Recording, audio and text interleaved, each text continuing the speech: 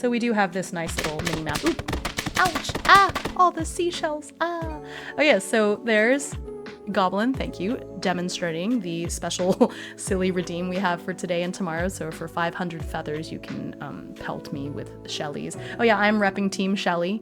There's 3 mascots for the SummerSlam, and I am, yeah, we're repping Team Shelly here. We are shellfish, seashell enjoyers. Okay. So, I have this mini map. It's not really important right now because we need to create the character, but yeah, so I'm not going to be, I have a whole character sheet that I will do as well, but for right now, we're gonna dive in. Okay, just so you understand, because I think it is good to know this, that this game has a lot of dice rolls in it, which is why I thought it would be perfect for y'all to mess with, because, okay. Look at this. Where is it? Okay. Properties. Okay. So if you look at this flowchart, this is the flowchart that I use a lot to help me in KER NETHALAS, because there's a lot to do. But if you look at this flowchart, there's a lot of rolls. You kind of start at the top, sort of, not really, and then you just sort of go. But yeah, there's a lot of rolls. So don't worry if you're like, oh my gosh, but how can I mess with Hime's rolls? Don't worry, you will have so many chances to mess with my rolls, as you can see from that flowchart. Yeah, that flowchart is intense. It is, but I think once you play, you get used to it. You get in the rhythm of like, okay, we did this, okay, cool. So let's go ahead and dive in. I've done enough yapping, although less than usual, I would say. And let's go ahead and dive into creating our character. So I'm reading from a rulebook that unfortunately you cannot see, but that's okay. I will kind of get through it. Okay, so creating our survivor. Let's, now that we're technically, and that's okay, we're not in the game properly yet. So I'm going to, okay, put this away, open my little chat window thingy here. Oh, there's a new version. Okay, hang on. Open my thingy. Okay. Hang on, I have a new version of my little transparent chat window thingy. Okay, hang on. Need to be able to see my chat. Okay. Oh my goodness. Actually, no, you know what? Okay, you know what? Hurry.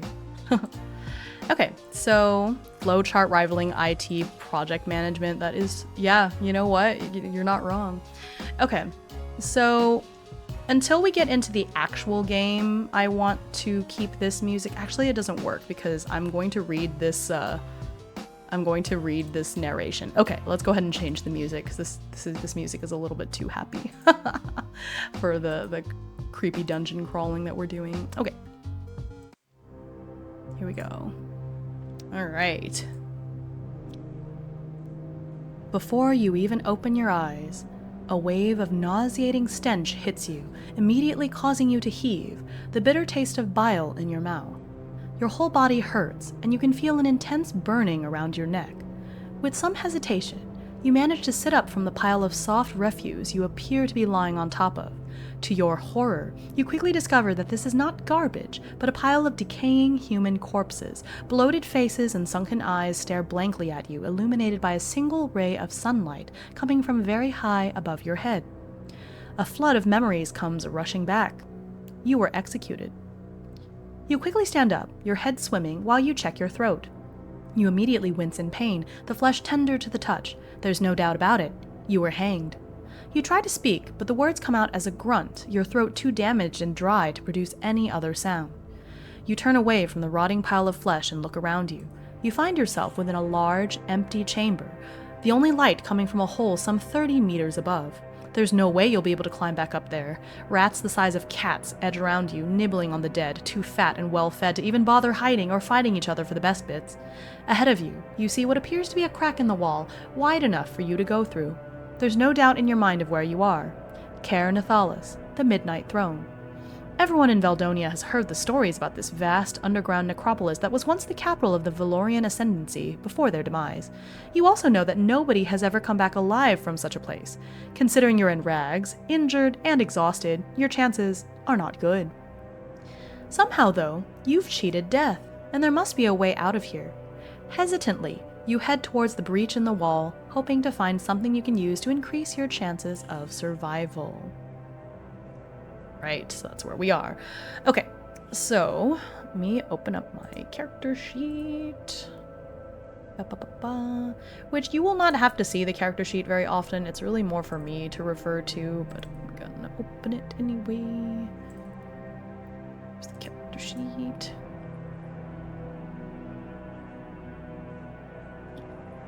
Okay. Okay. Character sheet. Actually, you know what? I will open it just so y'all can see it when necessary. Doomer Hime has entered the chat. Oh my gosh. Okay.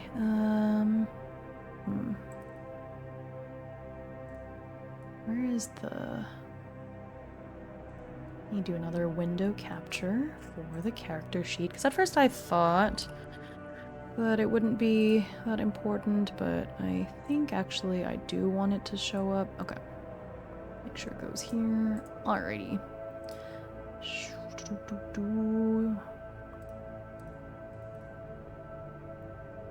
Okay.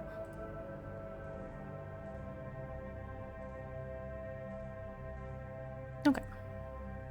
That way you can see it. And then we'll just kind of swap between when we have this open versus when we have the other thing open. Okay. Let me widen it a little bit. There we go. Zoom in. There we are. Okay. So, let's get to it. Oh, yay, it finished installing. So there's my chat. Does it save all my... It does. Oh, that's good. This is good. Now I can see chat all the time. Alright, so I'll put this over here so I can see it. Yes. Okay. So, you are alive. Barely, but alive. You've been punished for a crime that you may or may not have committed, but Anera smiles upon you. And against all odds, you're still among the living. To begin with, choose a name, gender, age, and overall appearance. Write on the character sheet that you are level 1. Okay, so we're level 1. Let's, see, name generator. You know what? Might just use the name generator from Ballads, because I really like it. I like my names. Or maybe not. You know what? It's fine. Let me just... Fantasy name generator. My friend. My good friend, the fantasy name generator. Ooh, race. What? So I think in this game you're really all supposed to be human, but I'm going to use... What is this? Human. What is a Kalashtar? They're a hybrid race. Part human, part spirit. I don't like those names. About half elf names, so it's like kind of cool names. Let's use those. Ooh, the font though. I know, right? Isn't it fun? Love it. Okay. Just gonna, let's see. Ooh, first name that caught my eye, Yenfinas. Yenfinas. And we could just call them Yen for short, but Yenfinas. Cool. I guess their age doesn't really matter. They're an adult. Maybe around my age. Okay.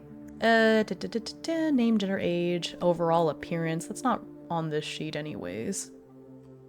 I don't think they're... Oh, you know what? Let's do a little picrew. Give them a little picrew. Let's create our character. We're going to be together for a couple of hours. I think it's important to know kind of roughly what they look like. Let's see, what is this one?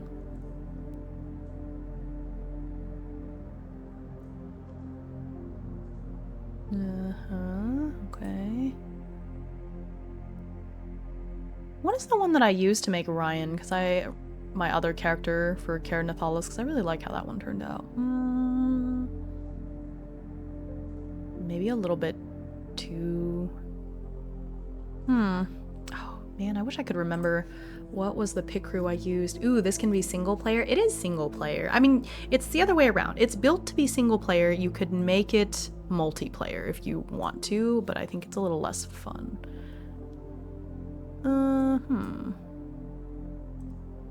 The book looks super OSR-y. Yeah, I could definitely see that. It has that look to it, you know, for sure. But it's a sort of dark dungeon crawler kind of game. It's super fun. I have played this previously. Yeah, welcome. I am a solo RPG player in general, and so this is all of the Black Oath games. Okay, you know what? Let me link to this game while I'm at it. Just my computer, there's a little too much going on. All right, KER NETHALAS.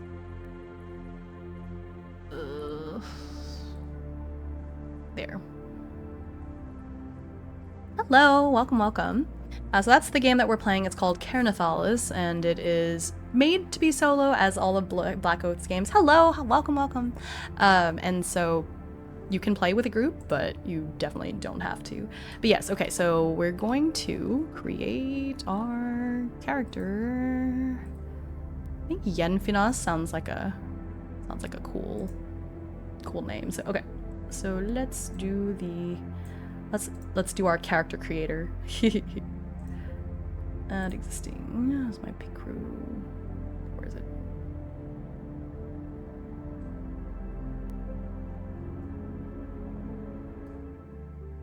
I've played one, never played one, but during past events I really wanted to try 1,000-Year-Old Vampire, but it was sold out. Oh, I see. Yeah, that's a really good one. Is it window capture, right? There it is. Pick crew. There it is. Haha. Okay.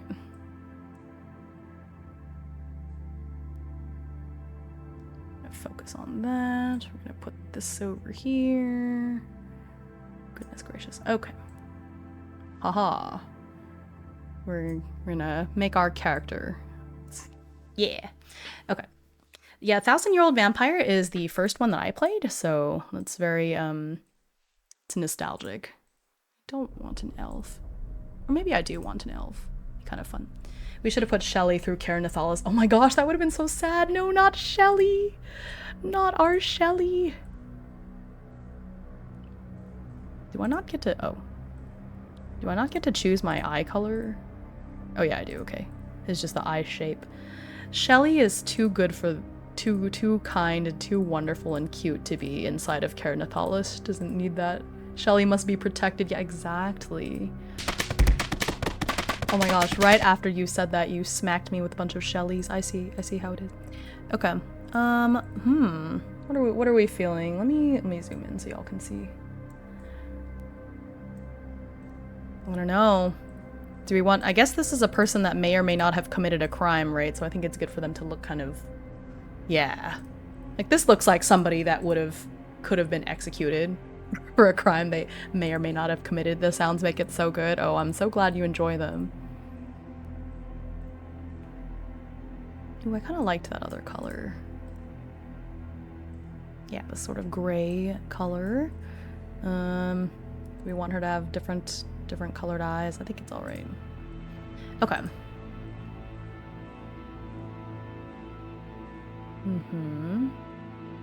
I could have lighter eyebrows. Okay. Yes. Me when I wake up and have to answer the door. Like, yes, what do you want? Let's see. What's the difference between these and these? Oh. Kind of liked it.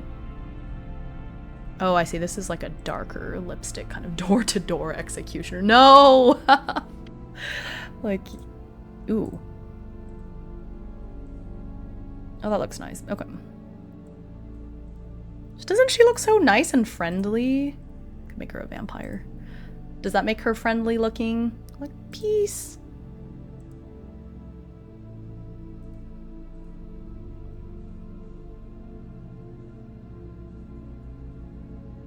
Okay. Oh. Seems a little... Okay, now the hairstyle. Most important part is the hairstyle. Let's see. Ooh. Oh, I like the forehead showing. Very cute. Ooh, what hair color though? These are all like very pastel-y. Oh, I like it. I would friend, you would? Okay.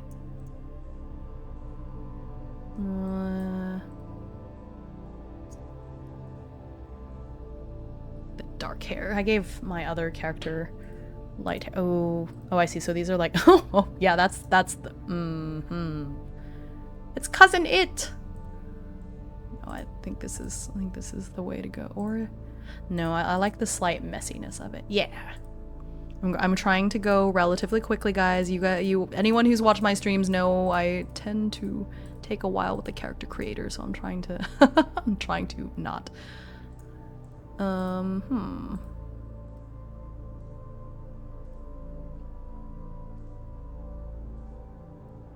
Very therapist. It's the button up, isn't it? It's the button up that makes them look like a therapist. Like, yes, tell me, what was your childhood like?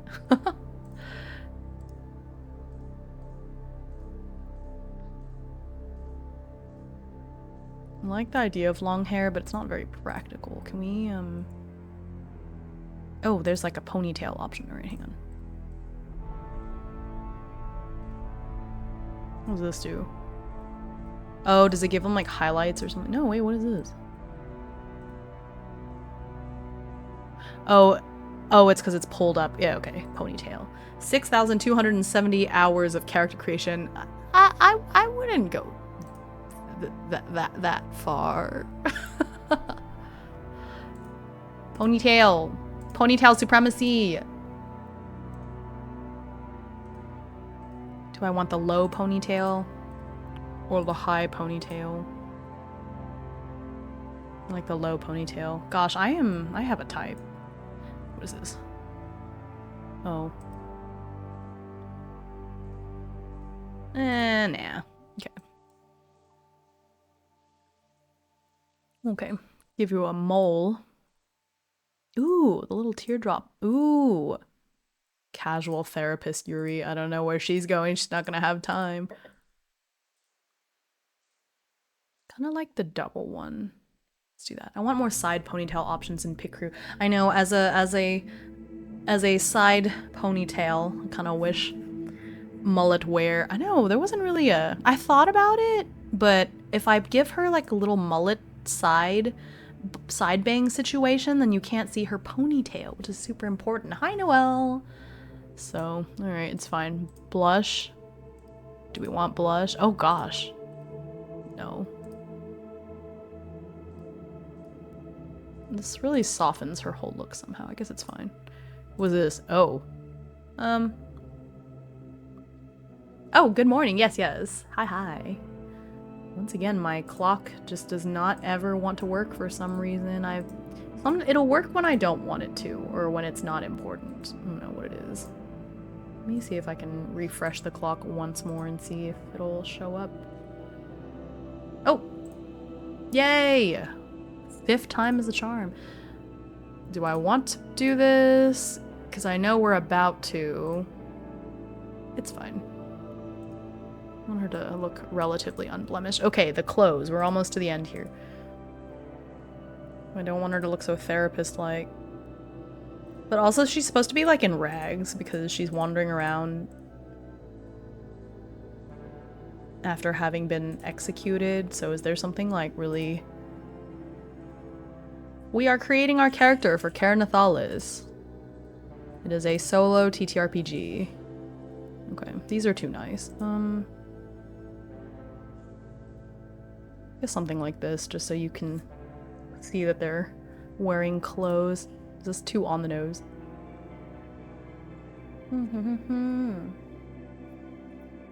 Very jailbirdy. Yeah. I think this is fine.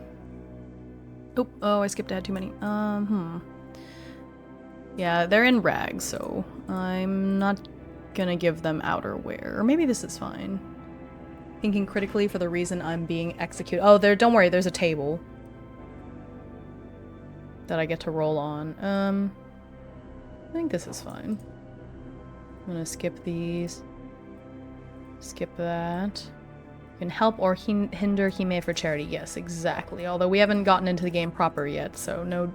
Unless you really want to influence my very first dice roll, which is happening in a moment for my backstory. No glasses. Oh, that's kind of fun. Oh, that's scary. Let's not do that. Oh my gosh. Do I want to look cute and whimsical down in the underground? That's so silly. We're not gonna do that. Minus 100 first roll. Well, okay, to tell you, the very first roll is a d20, so...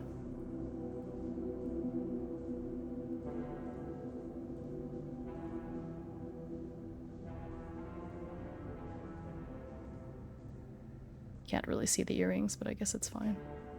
I can manipulate? Shouldn't have said that. Yeah. You can manipulate my character, for sure, once we get into it. So right now we're not quite there yet. I wanted it to be dark, but then it's kind of hard to see her hair.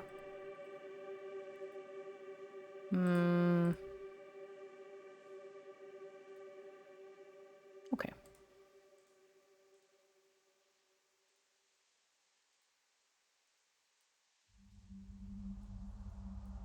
Yeah. Okay, I think we're done. Alrighty. See, I didn't spend too much time on character creation. It could have been much worse. I'm gonna plop that into our character creator. Or not the character creator, the little character sheet.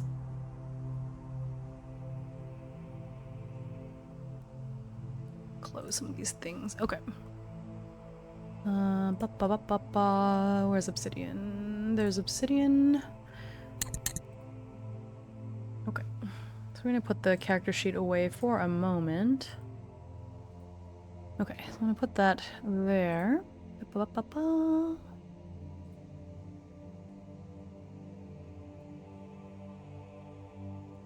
There. Look at that. So that's our character. Her name was Yenfinas, or Yenny, Yenfinas. Yenfinas.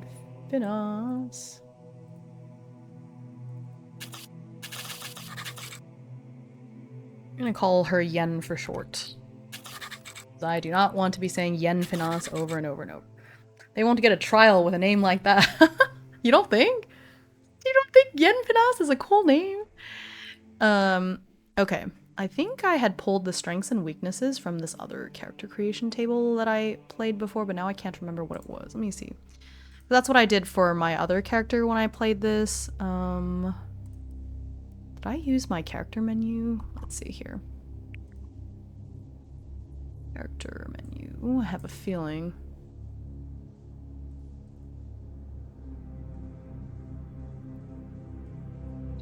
Nope.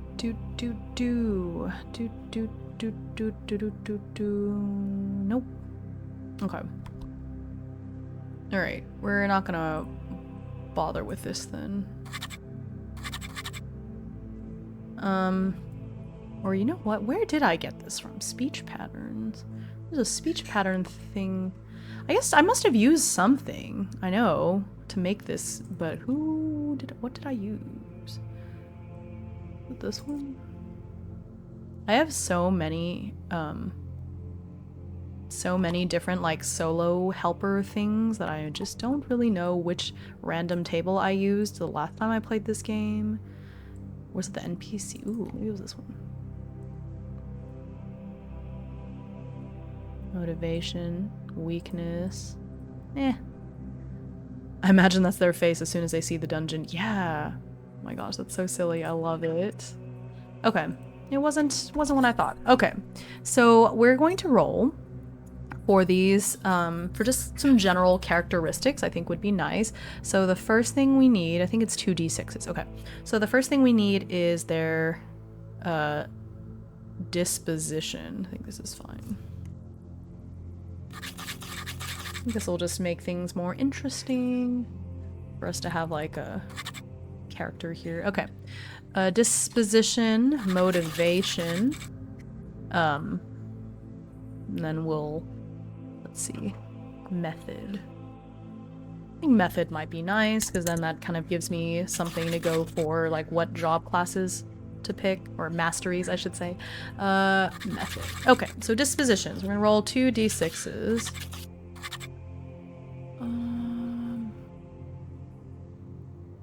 Did I install the... Where's it? Dice roller. It is the dice roller. Okay, inline. Code block. Okay. Aha.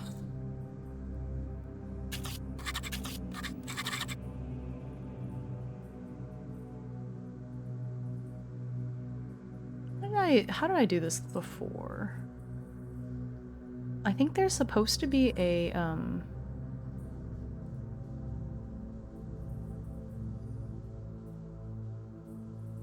Aha. Okay, okay, I remember. Or I thought I remembered it. Am I... This is wrong. Hang on, it's the roll... Shortcut. Oh.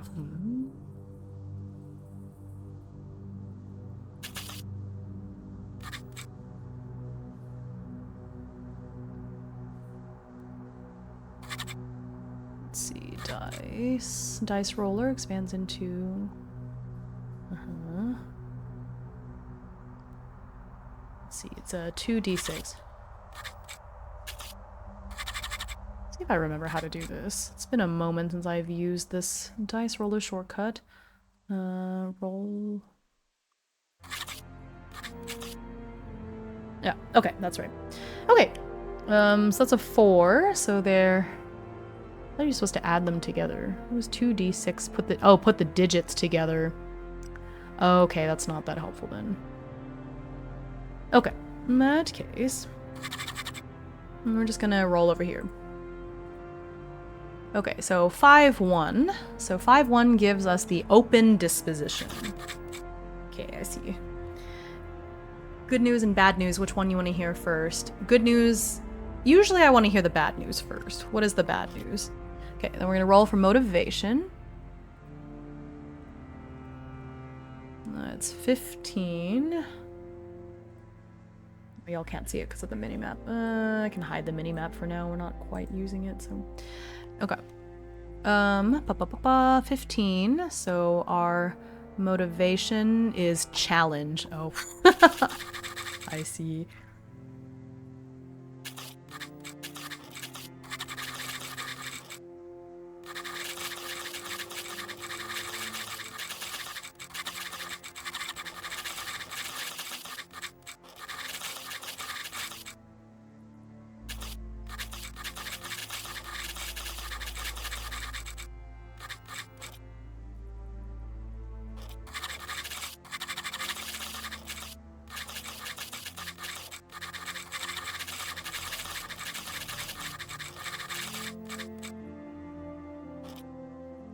She does have that mysterious protag energy in death games. Oh yeah, I could see it. Okay, I also just realized I made her eye color and hair color kind of the same. That's alright. Okay, and then her method... It's a 56. Surprise. Okay, I'm gonna say that makes her like a rogue type.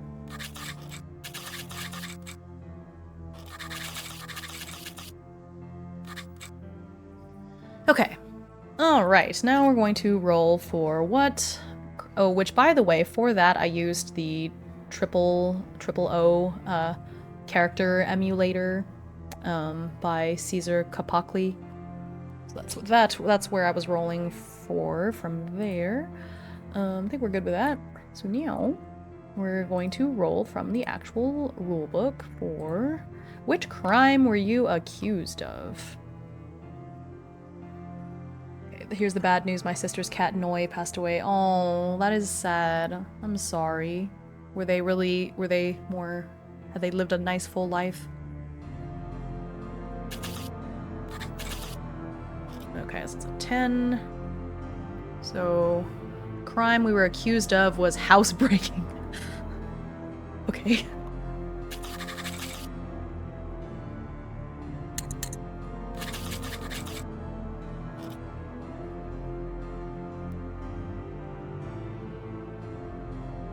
I'm gonna say that she did it.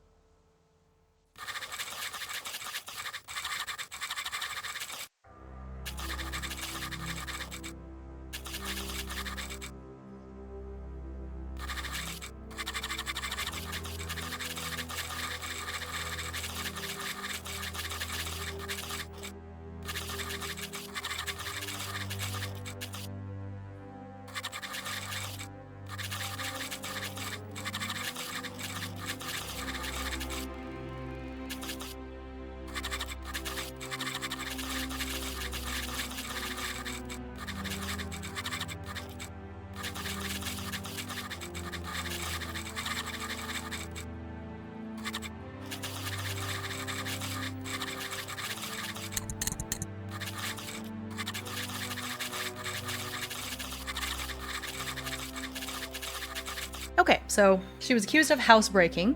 One night, out of sheer boredom, Yen decided to break into a magistrate's house just to see if she could.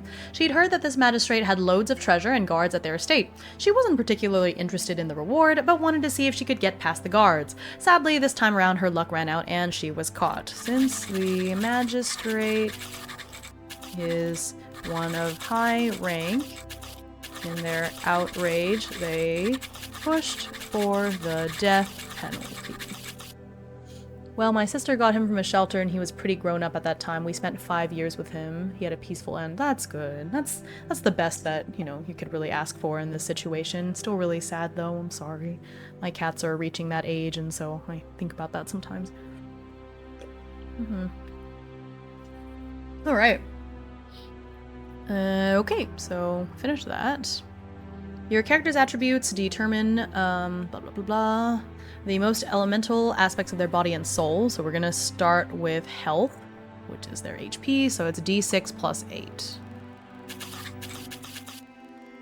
Okay, we have 12 health, which I guess is not too bad. Your Honor, my client was bored. Yeah, exactly. Alright, so we've got 12 starting health, which is not too bad. Toughness is resilience, ability to sustain non-critical damage. So toughness is actually our HP most of the time in KER NETHALAS, and it's only when your toughness hits 0 that it actually starts eating into your health. Because toughness comes back at the end of each fight, health does not. And that's, so toughness is 2d6 plus 10. Okay, oh, that's 21 toughness. I did pretty good. That's pretty high. Okay. That's awesome. That was much better than the last time I played this game. Okay, Aether, it's their spiritual and psychic power. That's a d6 plus 8. Okay, it's 11. It's not horrible. Okay. Sanity is very important. It represents your character's ability to remain fully lucid. It's also a d6 plus 8. Okay, alright. This is pretty good. Because I think my last character I rolled a 1, so I had like 9 starting sanity and lost a whole bunch of it right away. Okay, so we have 14 sanity. Okay. La la la la. Magic resistance works as a skill. Oh, wait, no. Stacking up with items works as a skill, so the score goes up. It's tested. New characters start with 20 points in magic resistance. Okay. Start with 20. The dice rolls seem far more kind than usual. Yeah, they know I'm doing it for a good cause, so maybe they're giving me a break. Or maybe I'm just starting off by making this really souped up main character only to roll terribly. Okay, then we start off with 0 exhaustion. Oh, I guess I should let y'all see the character sheet. Okay, start off with 0 exhaustion. Okay. Exhaustion. Okay. Exhaustion total. Okay, so right now we have 0 exhaustion, which makes sense. We haven't done anything yet. Okay. Now we're going to do skills. Okay. Time to see. So it can start from 0, which is complete incompetence, to 80 or beyond, which is total mastery. Again, so this is where the D100 aspect of the game comes into play, and so whenever I do a skill check, I'm rolling D100, and if I roll at or below my skill level, then I succeed, and that's basically how it goes. So,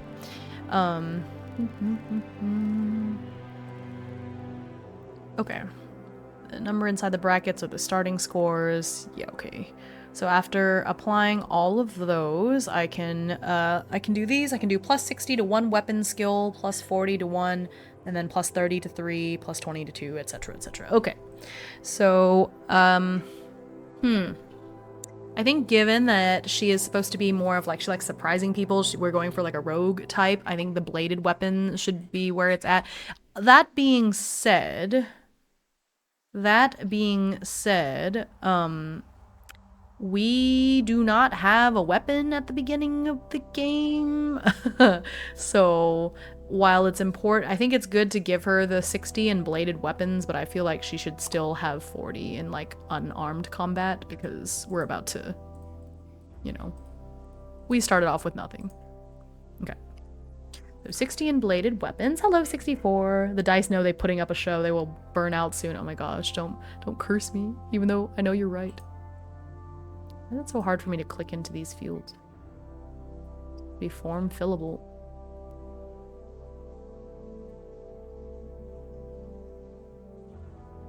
Okay, so if I add 40 to this one plus the 20, so this should be 60. That's not too bad. Who cares about bludgeoning weapons? Hopefully I get a weapon that I need. Plus 30 to 3 skills. I think acrobatics is important, so let's have 40 in acrobatics. That's 1 skill. I get 2 more. Dodge. 1 more that I get a plus 30 to. I think resolve is important, so let's have 30 to resolve. Burn bright, oh dark wanderer. We'll see. Okay, it's plus 20 to 3 skills. Yeah, I guess thievery might be important. Stealth is also important. This is what, plus 20? Okay.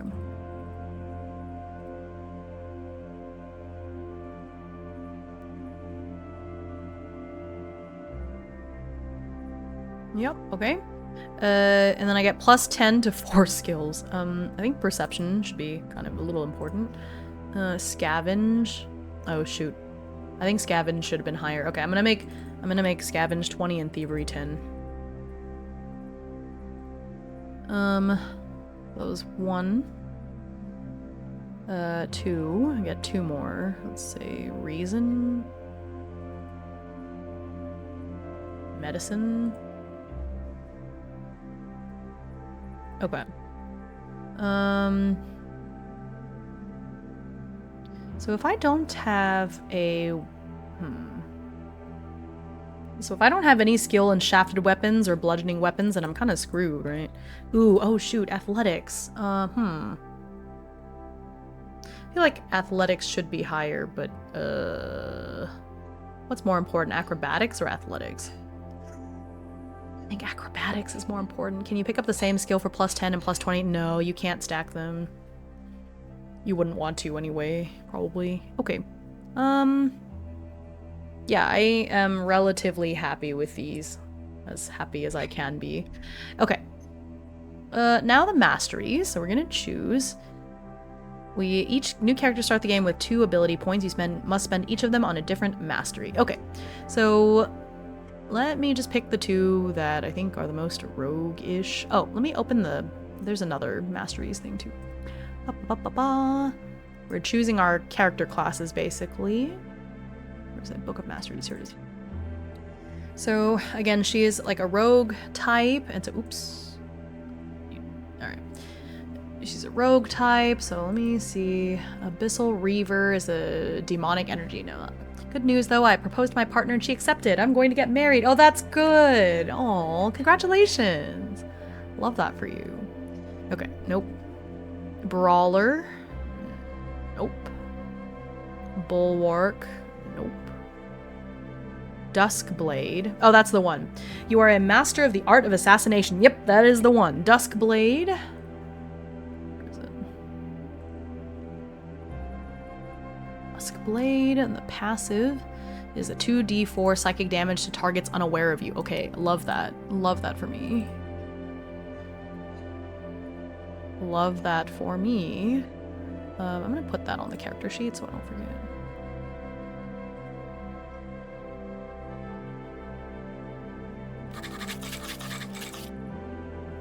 Okay.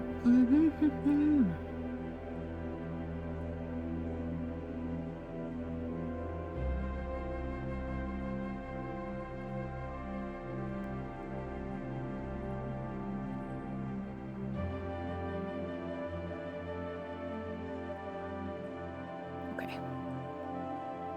All right. So we're gonna choose the first skill, which is Poisoned Blade.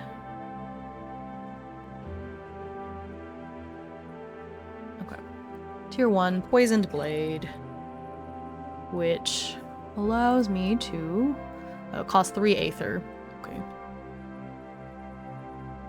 Okay. You summon a blade of pure venom and throw it at your opponent. Oh my gosh, words. The target becomes poisoned. Okay, fair enough.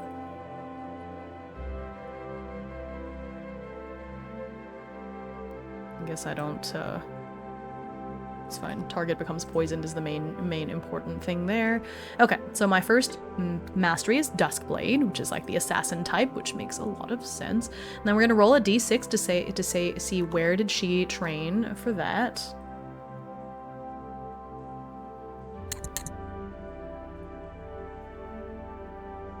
We're gonna roll a d6.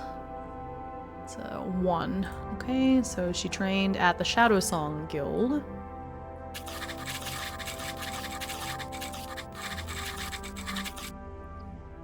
Operating from Veldonia's slums district, the Shadow Song Guild is a renowned organization that trains individuals in the arts of stealth, subterfuge, and assassination. Aspiring rogues, stalkers, and assassins undergo rigorous training in infiltration, lockpicking, trap detection, and silent takedowns. They learn to blend seamlessly with their surroundings, strike with precision, and vanish without a trace. If it's a venom blade, why do they become poisoned and not envenomed? I think because venom is what you have, and poison is when you get poison. Something like that. I can't remember. There's a difference between venom and poison. So the blade is venomous, but they become poisoned. Because if they became venomous, then that would mean that they have poison, not that they are poisoned. And we don't want that. I am not making them venomous, I am making them poisoned. Okay. And then the other one. You are the voice of your deity on the emissary. You are the voice of your deity on the mortal plane. Okay, I don't want to do that. Flame caster? Nah. Frost weaver. That could be cool. Hello, Cable. Why please pray for you. Who's preying on you? Is there a tiger after you? I don't want to prey on you. My goodness. Sorry, I'm being facetious because you spelled prey with an E. Frostweaver, nah. Ooh, there's like a necromancer. I don't think she cares enough to be a necromancer. Hexmancer, dark arts. Icon caller, eh. Mindbinder, also meh. Ritualist, meh. Stormbrand, meh. Tracker. Oh, here we go. Tracker, master of stealth, survival, trap detection. Yeah, that sounds pretty good too. Let me double check the other ones and see. Ooh, Umbra Phantom. You are one with the shadows. That's kind of nice. Yeah, the Umbra Phantom. I'm about to build... She could be a necromancer and be a vampire. Oh my gosh, you're so silly. I'm about to build my Shin Matsunaga... Oh, okay, yes, we will pray for you. I don't know what that looks like especially, but it sounds very fancy and difficult. Wraith Spawn. Yeah, it's like a berserker. Zealot. Okay. So far, I think... where'd it go? The Umbra Phantom might be good, but let me look through the Book of Masteries really quick to see if any of those sounds good. Abyssal Reaver. Oh wait, no, it's the same ones. They just have more stuff. Hang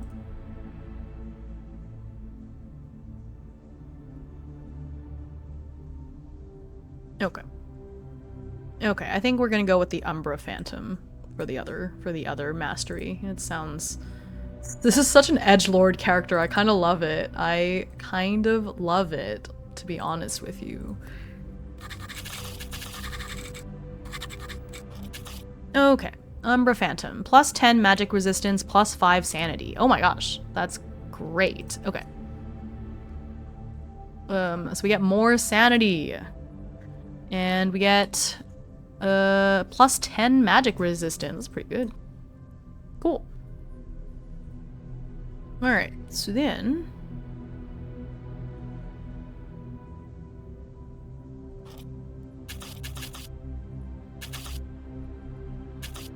Okay. So then, blah, blah, blah, blah. So the Umbra Phantom, where did you train? Let's see here. Oh, also a 1. Again, trained at the Twilight Brotherhood. Okay. The Twilight Brotherhood, an ancient and enigmatic order, the Twilight Brotherhood specializes in training rogues and assassins who harness the power of darkness and shadows. Initiates undertake rigorous training in shadow manipulation, illusion, and the art of concealment. They learn to blend seamlessly with the darkness, becoming one with it and striking their targets from the shadows. Hang on, do I need... I think acrobatics is good, but maybe endurance needs to be swapped with athletics. Or reason. Who needs reason anyway? It's 10. Okay. But I don't want reason to be 0. It seems kind of bad. Okay, it's fine. Okay, so tier 1, I can choose between dark sight.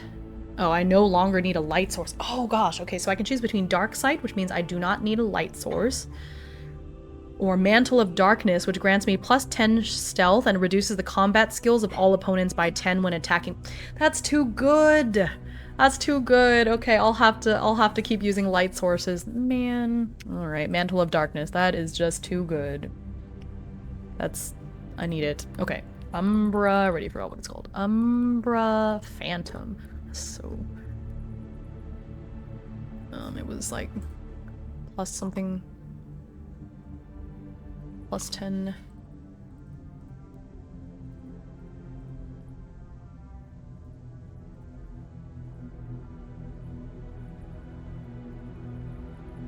Right? Yeah, okay. So edgy. I know this character is super edgy. I kind of love it. Okay, so we got Mantle of Darkness.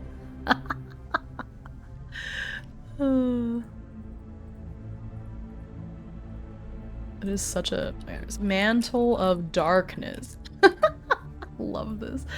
Yeah, so plus 10 stealth. Minus 10 combat skill to opponents. Ops. Okay, so I got more stealth. Whippy yippee. So we have 30 stealth, which is not too bad. Okay. Yeah. Okay, that's pretty good. Yeah, I think this is gonna be a nice type of character. Maybe, yeah, we're doing all right. Dodge. Acrobatics. Okay, cool. Okay, so we made our character, so let's skip this section. The rules. Okay, I don't need all that. Is there anything else that we need to do to start with? I think not. Okay, so we're going to start. Here we are, here we go. Okay.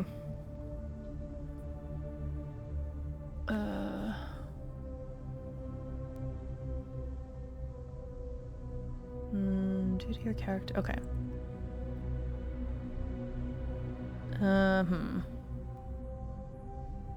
Starting domain. Okay, so this is the beginning. Stepping into darkness.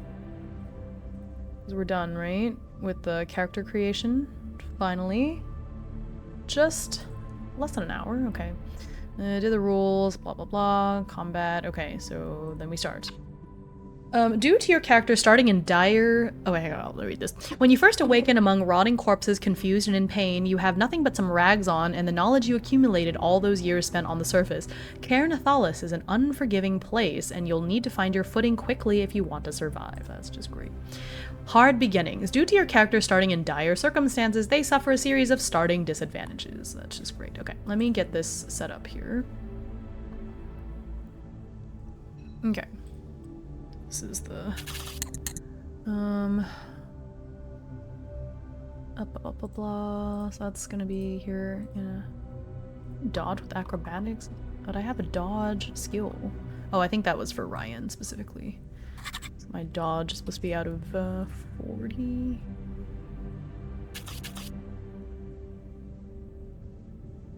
I pick okay.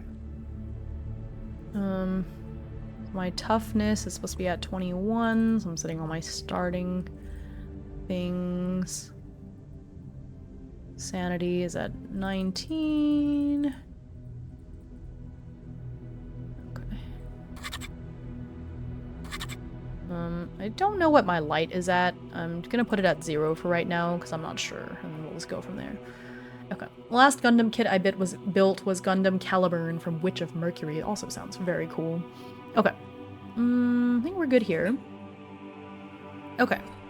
So this is sort of like my little footer that I always put underneath, and so as I'm traveling through, I can roll down here, and it just makes it a little bit easier, so that way we can always see stuff. Okay, so we're gonna start off here. So first we start with D6 direct damage. So I'm just gonna put hard beginnings. Hard beginning, so D6 direct damage.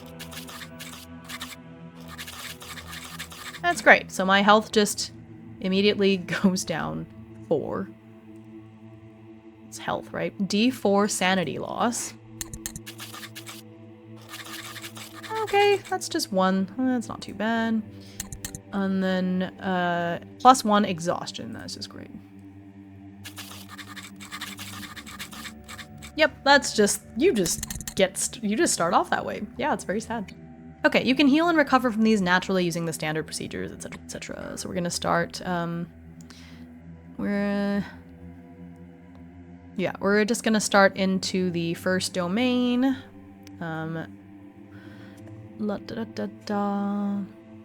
Yeah. Yes, I think just because it's a little easier, gentler of a start for my character. Yeah, so we'll now pop on our mini-map. So we can see it, so here we are. Okay. Okay. The corpse pile. This is where you opened your eyes for the first time after your supposed execution. Actually, I'll put this in here.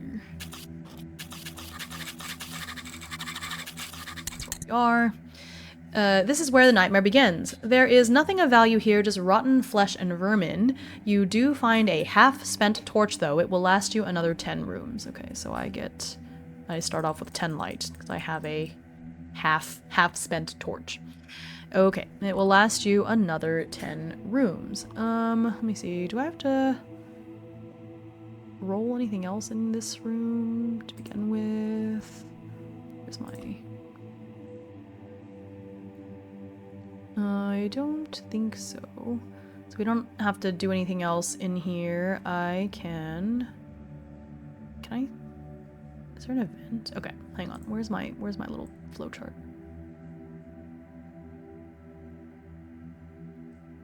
This is not my flowchart. There's another flowchart that I like better.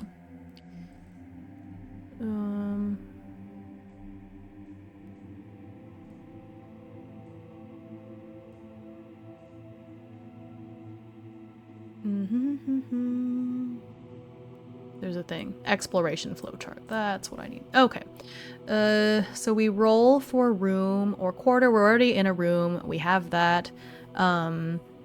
Generate description. We don't need that because we already have a description. Let's do the tension check. Okay, the tension. Where's the tension check? It's been a minute. Where's the tension check? Currently, what is it at? Should have seen that first. Doesn't say. What is the tension for this first? Make a tension die check in every room. Do we just start off at... I don't know if there was like a specific amount we were supposed to start off here. Tension die check. Page 106.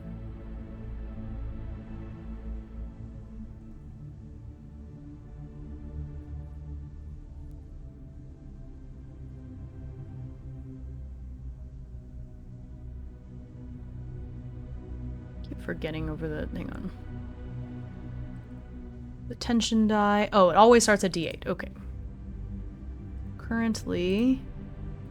oh. It was a D8 and I rolled a 1 right away. That's great.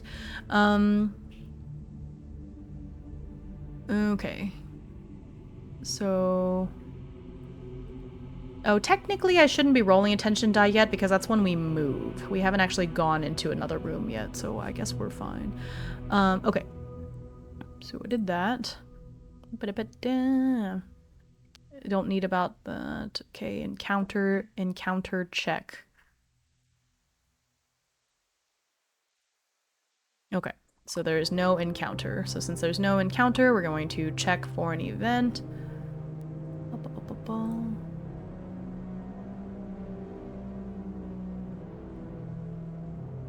Where's the event? Event thingy, table reference sheets, or event. Where's my event? Event. Oh my goodness. Or event.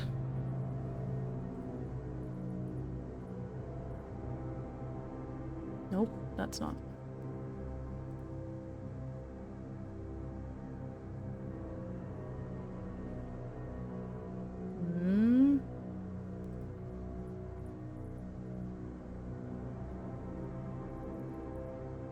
Where is the... huh? It says check for event, and I did that. Where is the event table? The 1 was burned, you countered the bad luck, right?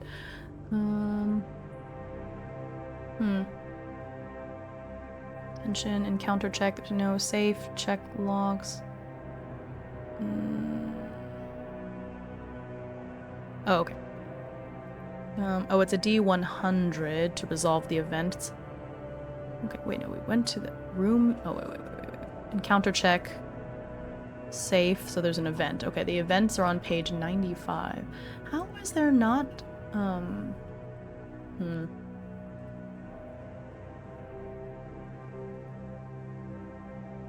okay.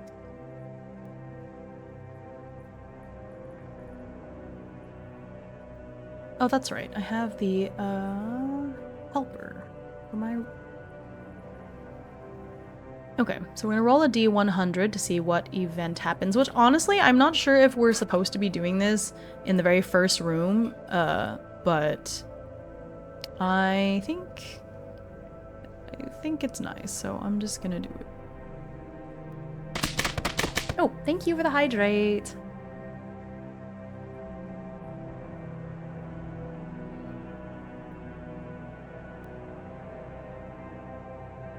Okay.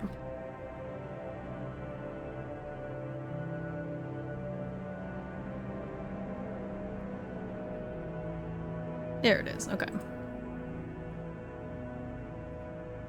Okay, so I hold, so I'm using the KER NETHALAS thingy. Where is the, I have it. Where's my embedded?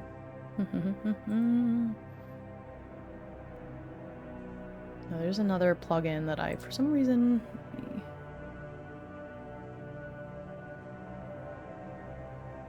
just like an embed URL one, hang on.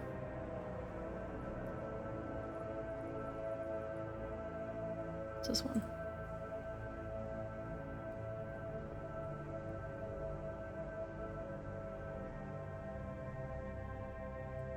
There it is. Okay.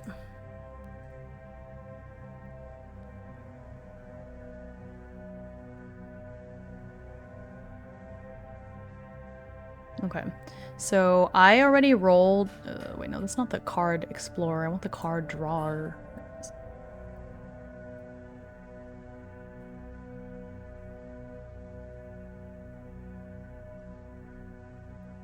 Okay.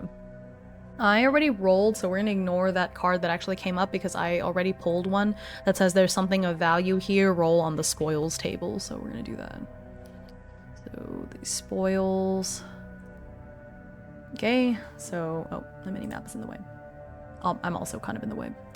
Let me see if I can do... that? Maybe? There. Okay, so it says draw a precious item card. So you get a precious item right away. That's kind of nice. Okay. Precious item. Precious item. It's a relic.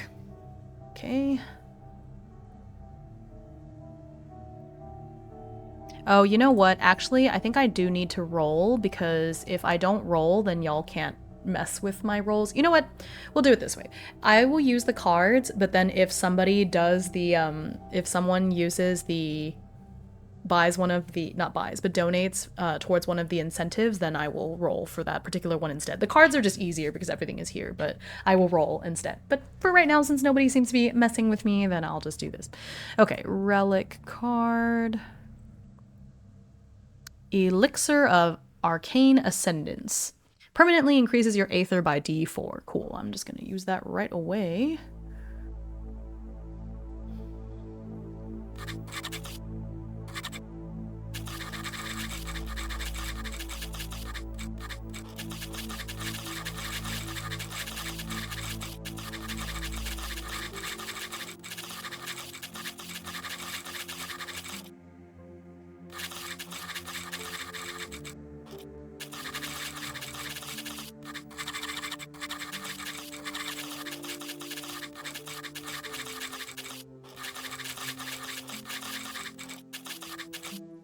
Oh, sweet! I rolled a 4. This luck is scaring me. Okay, so that increases my max Aether to 15. The other shoe is going to drop soon. There's no way. There is no way that things are gonna go this well for me all the time. Okay, cool. So I got that, and so then, sorry, we're getting into my routine, and then we'll be fine. Okay. So now we can scavenge, which is probably not gonna go well because my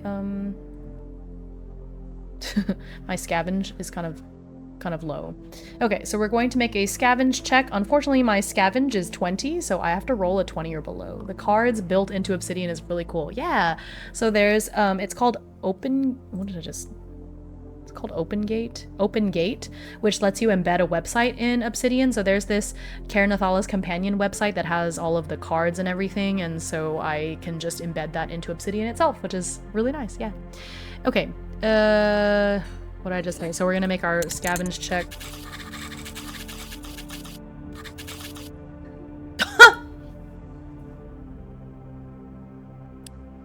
So I did just say that my scavenge is really low. I need a 20 or below to scavenge, and I got a 21. Failed to scavenge, so nothing happened. Cool. All right, so we are going to, I think that's it for that, unfortunately. Okay, so now we can leave the room.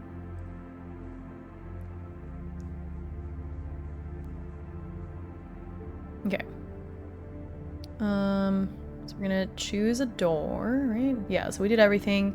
I don't really need to take a breather right now. So we can check the doors to see if they are locked, I guess. Okay, skip fail, so we're gonna check the locks. Okay, so let's put the mini-map back on so you can see it. So there are 2 doorways. I guess, am I supposed to say that both of them have an actual door? I don't see a door. I think they're just open doorways. Yeah, because a door would have a little icon on it, like a little thing signifying it that it's a door. It's just an open doorway. So we're going to go one of these ways. Let's say that we can either go left or right, I guess. I guess since it doesn't really matter that much right this second, I'm just gonna choose. So we're going to go down this ways.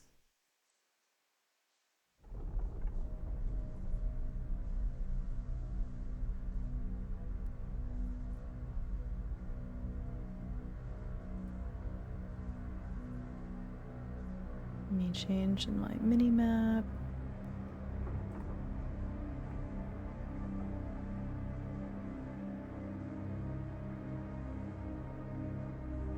Okay, so now we're in this room. Okay, so we went into the room.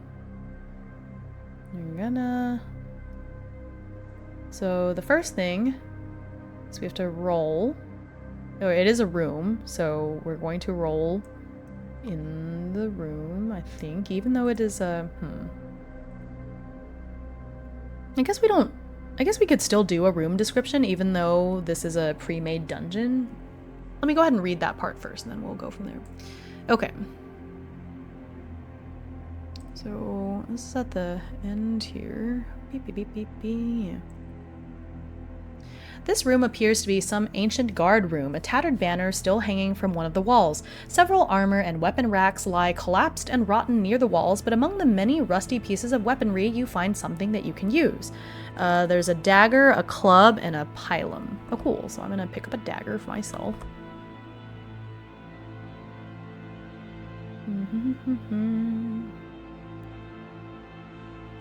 Okay.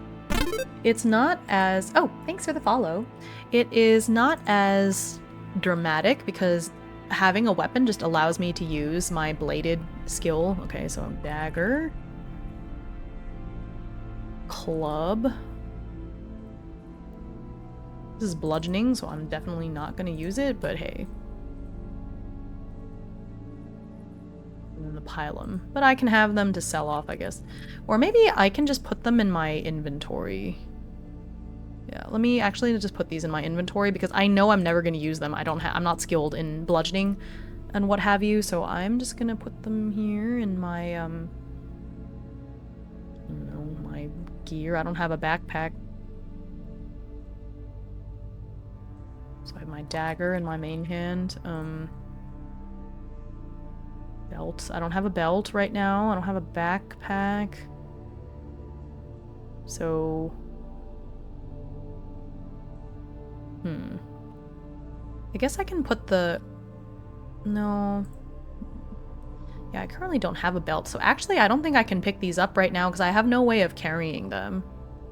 So, Oh, yeah, I just noticed Goblin. That's so cute, the little dagger. Yeah, I actually don't think I can pick these up because I do not... I don't have any way of carrying them because right now I don't have a belt or anything, so I think I kind of have to leave everything where it is. Let's see. Pretty sure. Inventory... Nope, nope, okay. Usage. I don't think... I could carry one of these in my offhand if I really wanted to, but I don't think that's gonna work.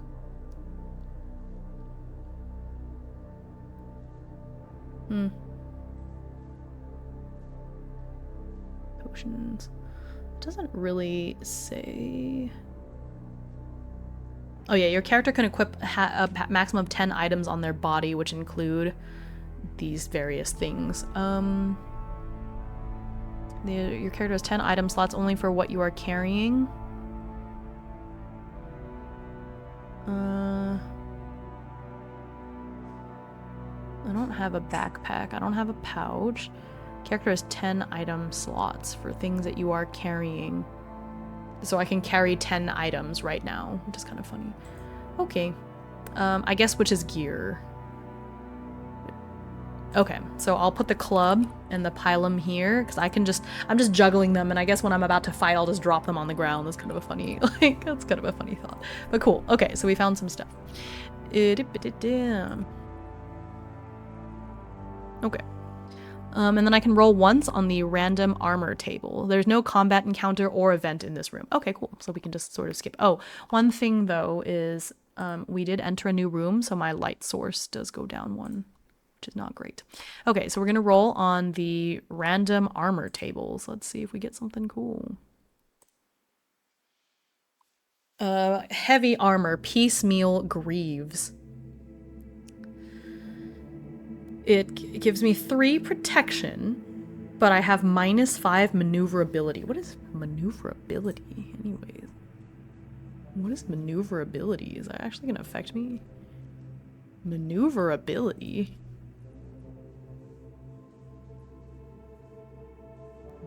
Maneuverability.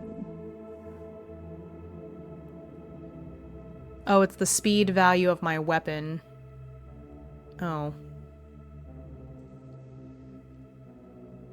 When a piece of armor notes that your maneuverability is reduced, you must reduce your acrobatics, dodge, and stealth. No! That's like the worst piece of gear. Oh, no. No. That, man, okay. I do not want to subtract 5 when I'm a rogue. Imagine, I'm like a rogue and supposed to be sneaking around, but I've got these heavy metal greaves that make so much noise, like clank, clank, clank. Okay, I'm just gonna chuck that into my gear, and hopefully we can sell it off at some point, but no, that's not, It costs 60, so I don't know how much I can sell it for, but that's kind of nice. Okay. Heavy piecemeal greaves. They're worth 60. So I'm just gonna hold on to them so I can sell them off, but we're not going to wear them because that seems kind of silly, you know? Got you next door picked. Uh-oh. Okay. Thank you. Oh, 8 minutes ago. Okay, thank you. Oh, an hour ago you added to my dice. I didn't see it. I'm so sorry. I don't know why it didn't. Oh, I see. Let me see. Okay.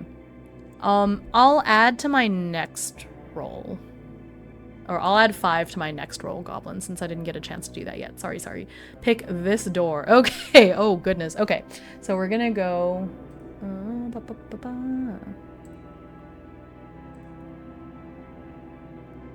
Let's see here. Oh, is there a reason why my little, hang on. Why isn't this working? Oh. There's the summer,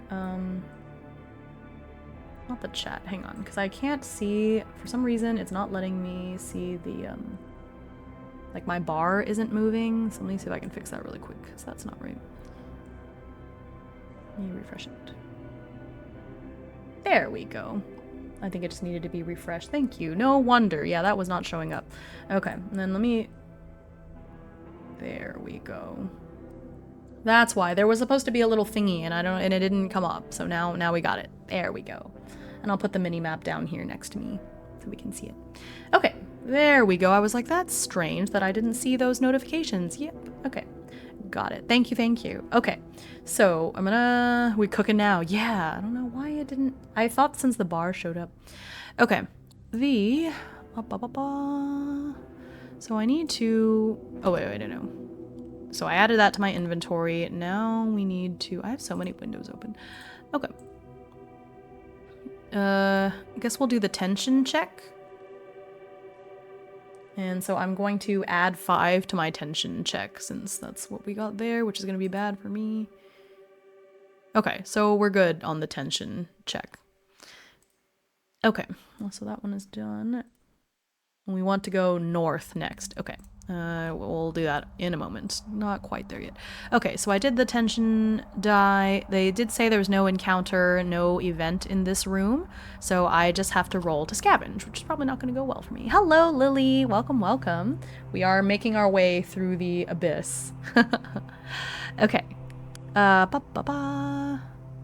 So it is the scavenge. Oh, I forgot to put us in a new room.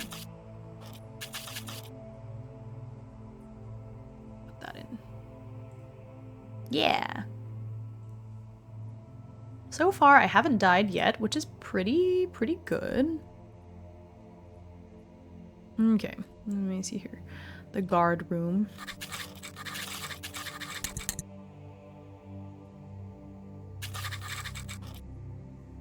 Dagger, club, pylum, and some useless heavy metal greaves. Okay. Scavenge check. Yeah, well, we definitely failed that scavenge check, so cool. Failed that. Okay, so we're going to move north. Okay, so I need to check that door first, since that is, I'm assuming that's what you mean by north, is the northmost door is this doorway with the staircase. I'm gonna assume that's what you meant. Okay, so I need to roll to check to see if the door is locked. Let's see here. Okay, so I'm gonna roll a d20, 12 if it's locked, and then we'll roll to see if it has a trap. Okay.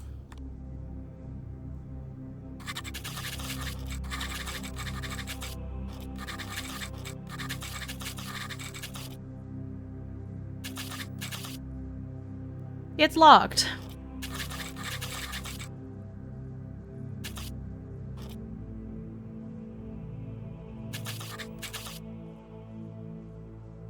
But it's not a trapped. It's locked, but not trapped.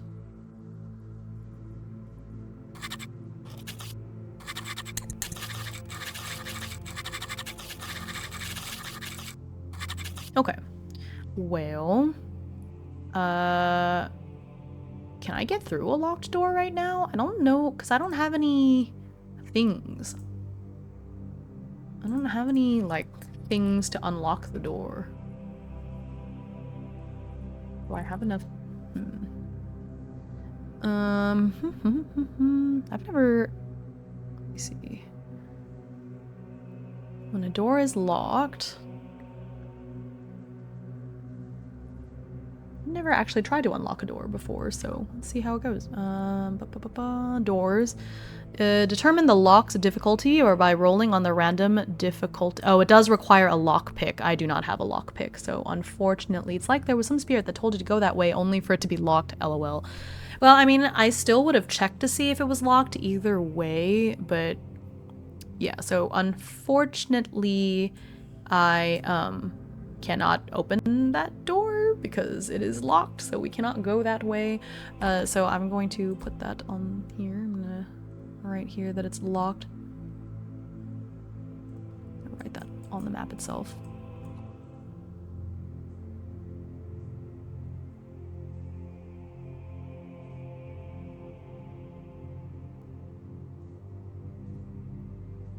Okay, so this is locked. I'm gonna put an L to show that it's locked, sadly, so we can maybe eventually go that way once we have a lockpick, but unfortunately right now we cannot, so we're not gonna go that way. Well, if we go the other north way, then unfortunately it is, unfortunately that's just retracing our steps and there's not really any point to doing that, so why don't we go, I guess? Well, thank you for the head pats. Thank you, thank you. I guess this is the next one that would be northward, is going into this corridor this way. So let's do that. We'll go down this corridor. Okay.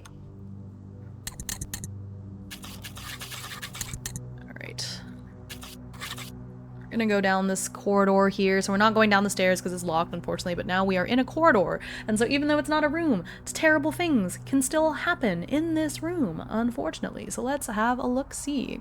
Okay.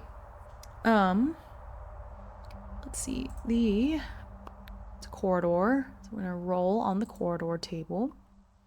Or I'll just pull a card since I don't seem to have anyone messing with me right now.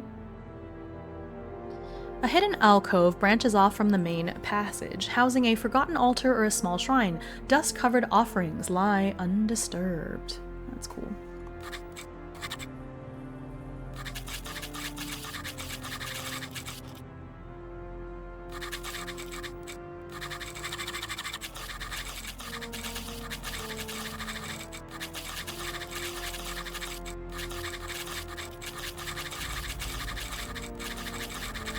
This corridor contains a small, dusty altar. There are some offerings that have spoiled past recognition, also covered in dust.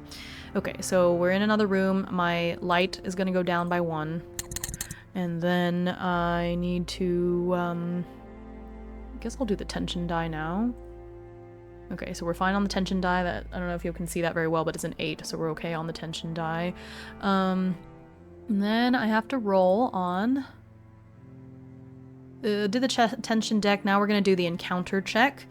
Can I not? I guess I can't scavenge. There's no events or scavenging in a corridor, sadly, because there's not enough stuff. Although I feel like you should be able to scavenge. Can we not scavenge in a corridor? Really? That's so sad. Hold on, let me see. I'll double check.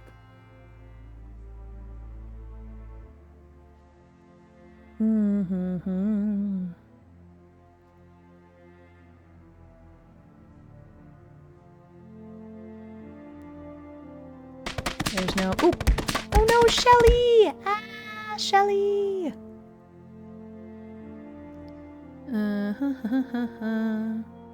No, it has to be a room. Okay. So I can get ambushed, but I can't get, you know... Alright, encounter. Oh, I rolled a 16! I rolled a 16. I think that means... Yep. So 15 plus there's an encounter. So there is an encounter. So let's see what the encounter is. It's a 12. It's skeletal horrors. That's just great. Okay, that's just great. Love that for me. Okay, skeletal horrors.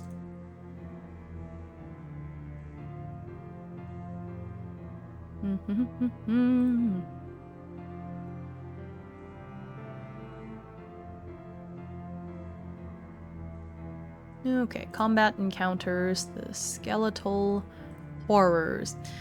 The remnants of fallen warriors cursed to wander eternally. These skeletal monsters are shrouded in tattered, blood-stained remnants of their once proud armor, their bones blackened and charred by the fires of the afterlife. With hollow eye sockets emanating an otherworldly glow, they wield spectral weapons with an unnatural dexterity, instilling dread in the hearts of any who dare cross their path.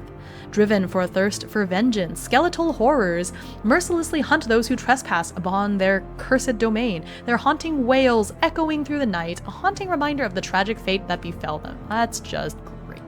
Okay, so let me change to some more like battle-y kind of music. Monarchalrian is raiding with 4 Hello, froggos. thank you so much for the raid!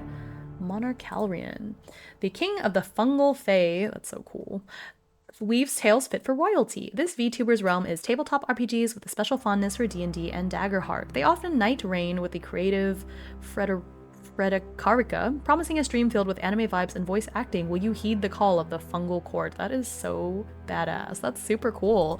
Welcome in. You're in the right place.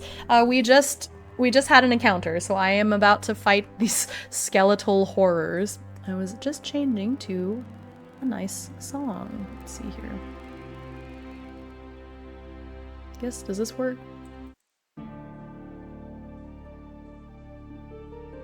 Yeah, thank you. Thank you so much for the raid. If you need to raid and run, totally understand. Oh yeah. Thank you so much. Yeah, my channel, I mostly do solo TTRPGs. That is my bread and butter. So that's what we're doing today. And we are doing the VTuber SummerSlam. And so if you donate, then you can mess with my campaign. You can add or subtract from my dice rolls and stuff and just make me have a really extra bad time. But yeah, so come on in, forever DM streamer, I feel you. Yeah, yep, and so solo just means that I get to DM myself all the time. But yeah, so we are entering battle against the skeletal horrors. You could say it's your beak and feather. Oh my gosh, instead of bread and oh my gosh, goblin. Alright, that's pretty good. For any new viewers, I award puns with fish. They do not have to be particularly good puns even, but yeah. If you want RPGs, TTRPGs, you are in the right place. Welcome, welcome. Okay. Skeletal horror. Okay. Okay. I'm gonna have that here so I can see and be reminded of what to do with them. So we got that there. Okay, so combat. It's been a minute. Okay. A sponge. That's wonderful. But yeah, take care. Thank you so much for raiding into me. Hope you have a nice chill time. Yeah, get some rest. Get a snack. Okay, so initiative check. Perception check versus enemy awareness. Okay, so... so I guess I roll a perception check. What is my perception? I think it's bad. I think I perceive nothing. My perception is 30. Oh god, okay. Let me double check. How did I...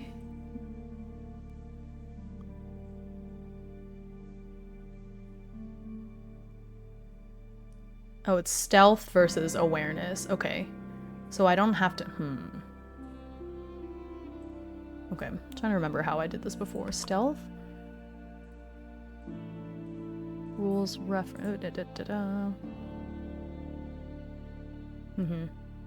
Oh yeah, okay, I'm attempting to surprise them. So I get to do a stealth check versus enemy awareness. Okay. Do I have a quick weapon? I don't think I do. I think I just have a... Does a dagger count as a quick weapon? Actually, let me see. Because that would make my life a little bit easier, mayhaps. I think not, because it didn't say that it did. How do I know if I have a quick weapon or not? Let me see here.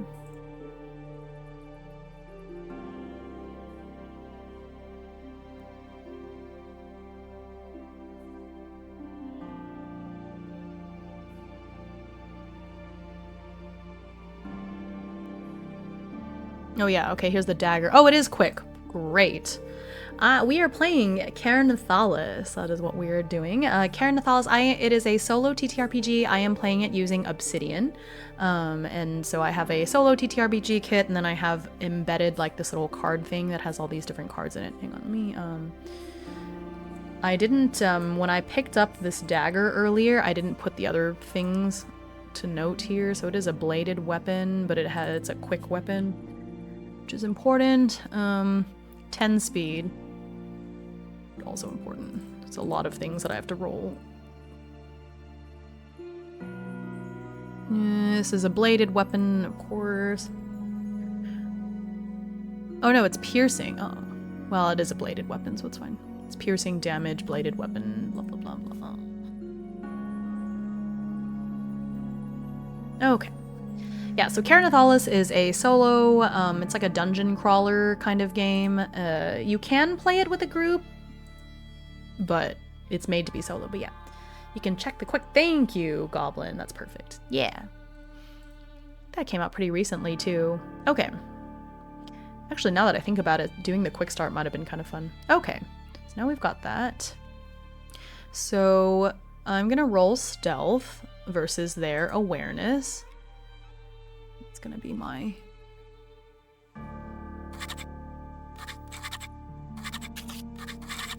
Nope.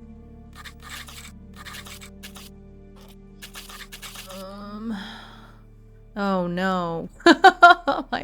Oh no. Wait. Don't I get a bonus to stealth rolls or something? Hang on, what is it? No, I don't.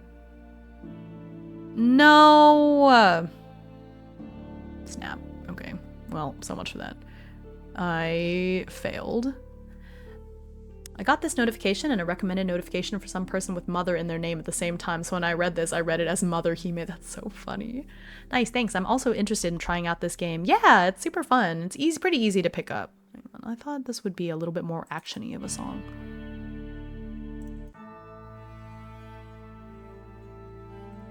Nope. Go back. Nope.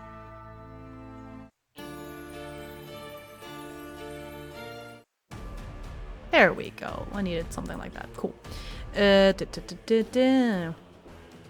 Okay, well, so I failed that. But maybe their awareness is just really bad.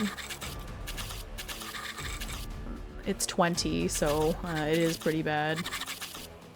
Yeah. Yeah, I'm gonna say that... Okay. That's pretty bad. So the enemy awareness is 20 and they rolled a 75, so I think Success. Yeah, I'm gonna say that's a success because I failed, but they failed worse than me by a lot. So I'm gonna say that's a success. So that means I get to go first, and I get plus 20 to my first attack. So I resolve any start of turn events. I don't think I have anything like that.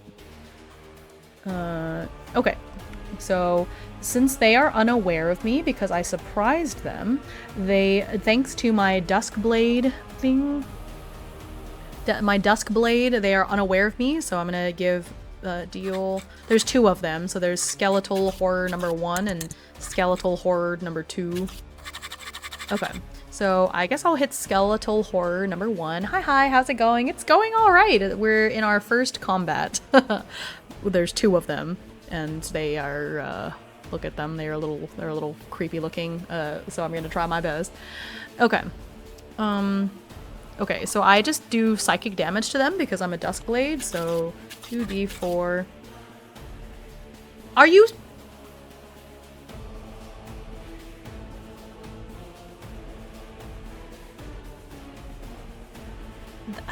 Okay, well, maybe the other one. Okay, so this is damage.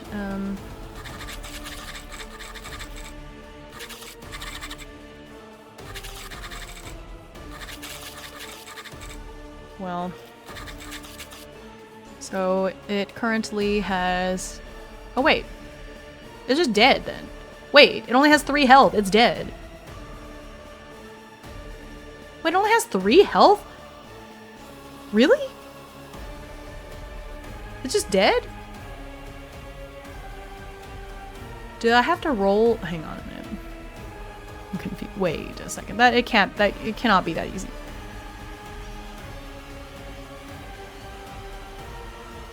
Critical? No. Combat. No, I think that I have to. Do they roll to defend on my psychic damage? I guess they must. Hang on. There's no way it's that easy. I think they get to roll to defend on my psychic damage. But do they roll to defend even if because it's just a passive thing. It just says plus d4 psychic damage to targets unaware of you. So I'm gonna say, because they didn't know I was there, so how are they gonna defend against something that they didn't expect? And it's a passive skill. It's not an active skill at all. So I think I just psychically, you know. Yeah? Is that I think that should work because they're unaware of me. All it says is plus 2d4 psychic damage, and normally if it was an attack, they would have to roll to defend or something, but I technically did not attack. It's just passive psychic damage, so I think it's dead. Cool. So now so I get to go first. So that was that. Swap attackers and defenders for the next round. Okay, so that's that. So now it is the SH2 gets to go. Turn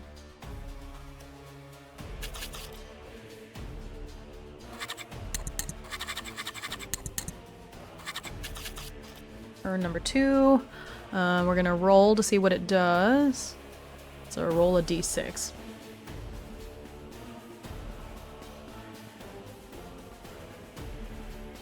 Nope, it's the wrong one. Okay. We rolled a 1. I keep rolling 1s on this d6. Okay, alright. Rolled a 1. So that is Cursed Slash. Okay, so I'm going to try to dodge. Of course. I have 40 dodge.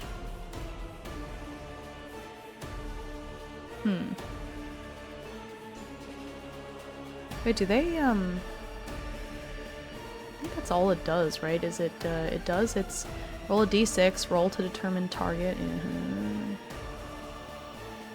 plus 10, wait, wait. They have to roll a hit still, I think, right? That's how it goes? Okay, let me see the thing. Combat sequence, Standard skill check, roll d100, Compare the results. attacking +10 defender makes a combat skill check.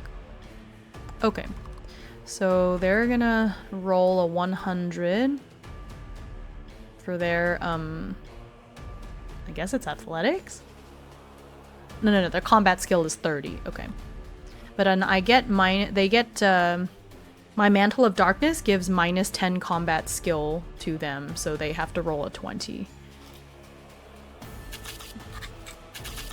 See if I remember. Okay, so they fail. I'm gonna roll to dodge just to see if I do worse. Rien to dodge. Okay, so will they get a... Oh, actually, I think it evens out because they get +10 because they're attacking, but then it's -10, so it just cancels out their... That's kind of nice. It just cancels out their attacking advantage. But either way, they failed because they needed to do a 30 or below to hit, and they did not. And so, okay.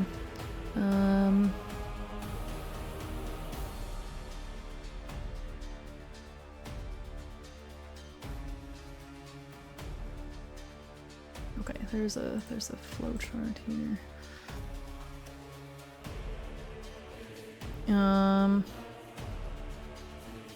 Is greater than... Okay, so we both failed, so I need to see, but the attacker skill is 30, which is, it's less than my... Okay.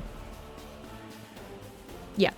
So they failed, and so I get to do my defensive maneuver. There's the defensive maneuver table. Okay, so I get to roll. Does your drinky drink match with your dice and minis again today? Ooh. No, it's yellow. It surprisingly does not match this time.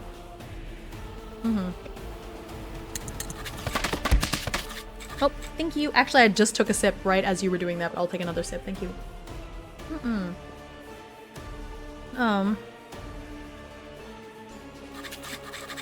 Again, we're gonna do a defensive maneuver. So I have to roll a d10 for the defensive maneuver. That is a 5. Your opponent immediately suffers d4 damage that ignores armor. Oh my gosh, okay.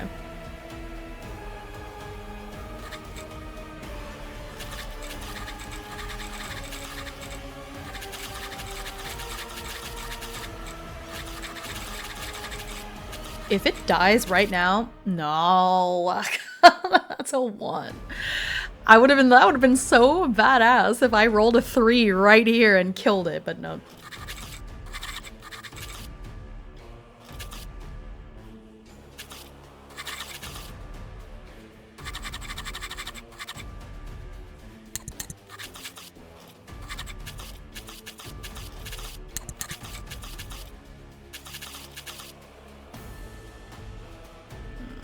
Strike this text out.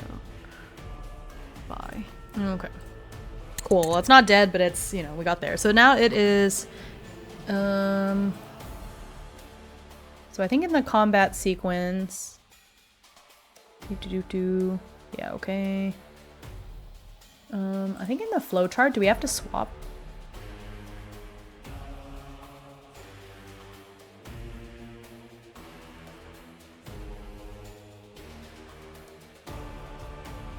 Each combatant on the side gets a turn. Afterwards, swap attackers and defenders for the next round. Oh, okay.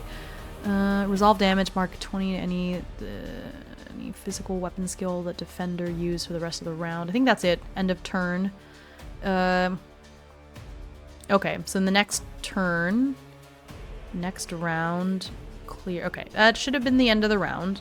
Okay, so now the next turn. The next round we swap, so the SH gets to go again. It's back to back. Seems kind of unfair, but okay. Okay, so that's a 4. So it's gonna use Ethereal Grasp. It is magical.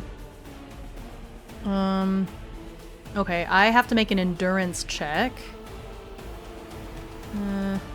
Okay.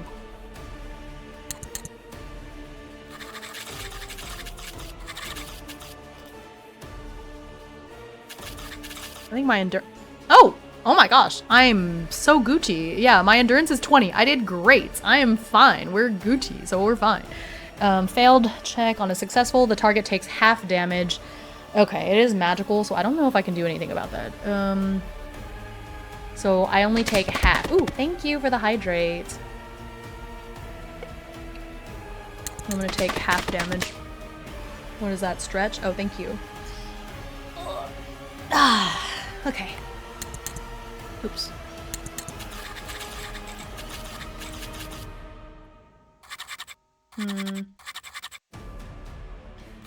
We do D3 damage then? Yeah. So my toughness is gonna go down by 1 for now. Cool. That's fine. Alright, so now it is my turn. Hello, Asmoon! Long time no see. Okay, so I'm just gonna attack it.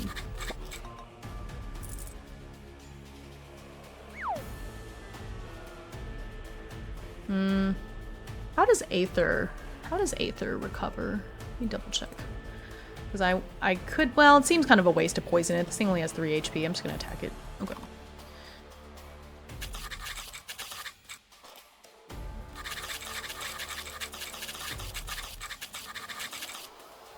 Okay. So this is just my bladed weapon check. And then it has to, and then the other monster does a, I don't know, the combat skill check. The combat skill in general, even for defense, is that okay? Let me double check that.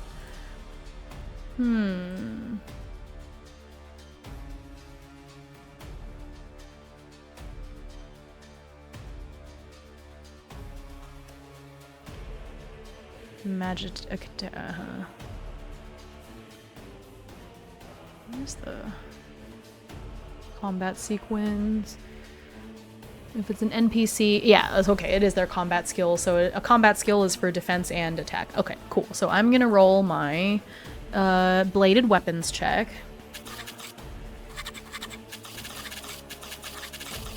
Oh man, we're gonna be so good. Okay, and then theirs is a 30. Okay.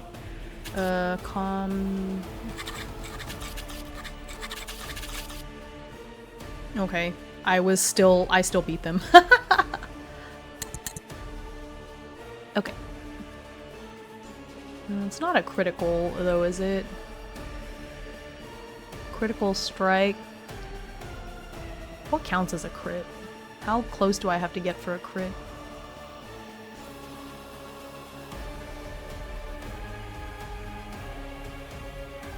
I can tell when it's a critical hit or not.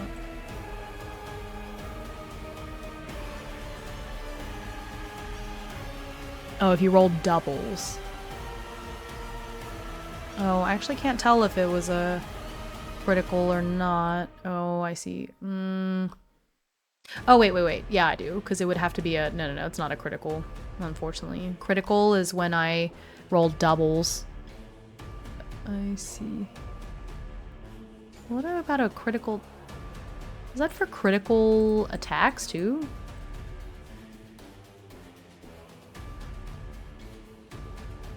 Yeah. Okay. So doubles is critical, I forgot. So... Hello, Yggdra! Take care! Thanks for dropping by and hanging out. Okay. So I'm going to hit it.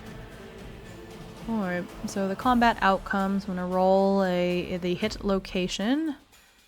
That's a 6. So I hit it in the left leg. That is not a special location for it, sadly. Okay, so I hit it in the left leg for my...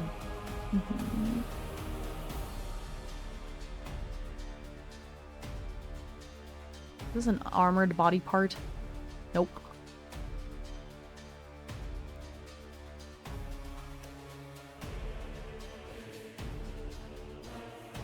Any modifiers? Okay, so roll a d6 on the damage table.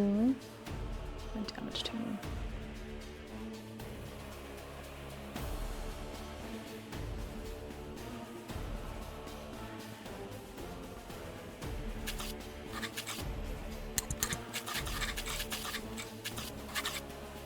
Okay, so I rolled a 5.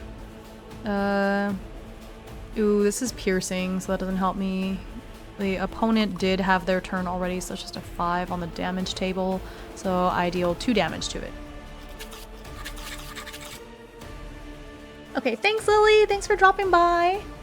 Have a good rest of your day. Okay, which, that was enough to kill it. Woohoo!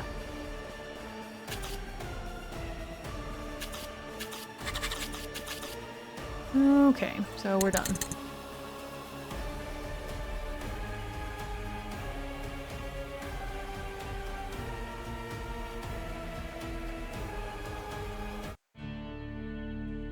Alright, so we are done with combat. We killed it. That really wasn't too bad. Okay, so then, end of combat. So I'm gonna check. Oh, I don't have any armor, so we're good. I recover my toughness. I only lost 1 toughness, so it doesn't matter what I roll, I would recover it, so I'm not gonna bother rolling. This game would be great for a big box set with minis and stuff. It really would. You can get all the cards for it through drive-through-RPG, which is pretty cool. Okay. So I did that. I gain 50 EXP. So let's give myself some EXP. DEXP, yippee. What else? 50 EXP, check for spoils, update personal goals. Oh, I forgot about the personal. Oh, I forgot about the personal goal. Oops. Hang on. Hang on a moment. I forgot about the personal goals thing. Let me see here.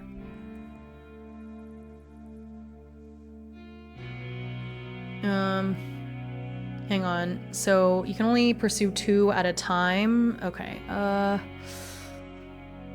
Okay. Personal goals. So personal goals are like quests basically, and so it says we strongly recommend you choose the Overseer Overthrown as your first one. Yeah, that makes sense.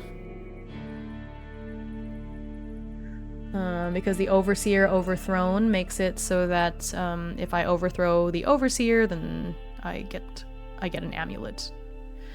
What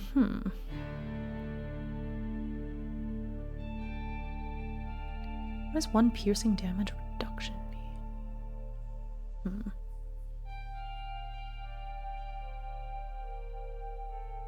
I could be the piercing damage expert. What does the piercing damage reduction mean?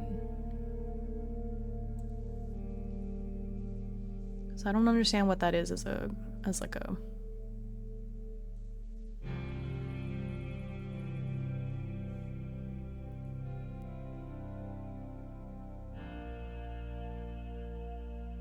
Damage dealt table. Damage reduction.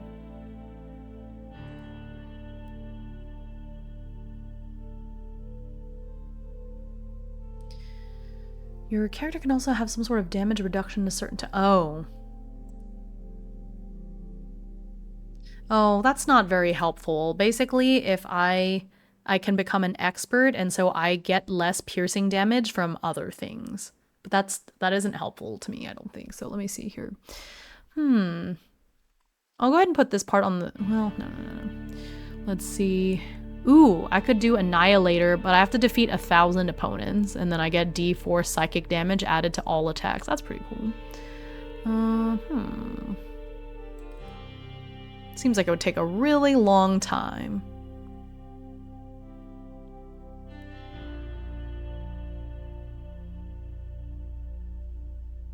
Living Shadow. Don't I already? Okay. Oh, you always surprise. Okay, I'm gonna work on that one. Living Shadow. You always surprise your opponents and cannot be surprised. Okay. Because I can, yeah.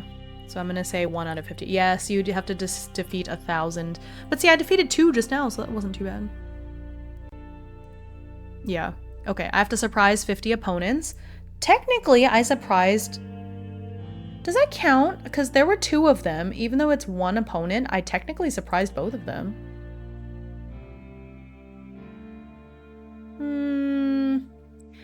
I don't think it counts. I'm gonna count it as 1. Okay, so I've done 1 out of 50. So once I've surprised 50 of them, then I can never be surprised. I will always surprise them, so I love that. Okay, let's just do that. Cool. Yeah, okay, so I think we're good there. Save this character sheet, and then we are going to... Okay, so we're gonna roll for spoils. Is there anything else special I have to do about the spoils? Is it really just... Can I really just roll anything? It says check for spoils. Okay, I think it could just be whatever, so let's... Yeah. Imagine you get to 998 or something and then your character dies. Oh my gosh. But if I got to that point, I feel like it would be kind of unlikely for me to just bite the dust. Okay, so let's roll for spoils. Let's see what we got. Oh, precious item card. That's really good. Magic item. My luck? Low? Watch it be like the most useless magic item though. How do I do that? I don't think there's a good way for me to do that. Okay, I'll just go to the tables. 206 to 214 to generate a magic item.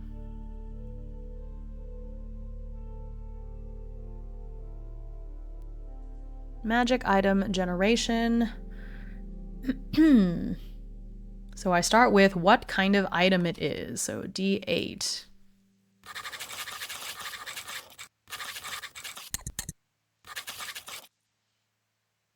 Type is an amulet.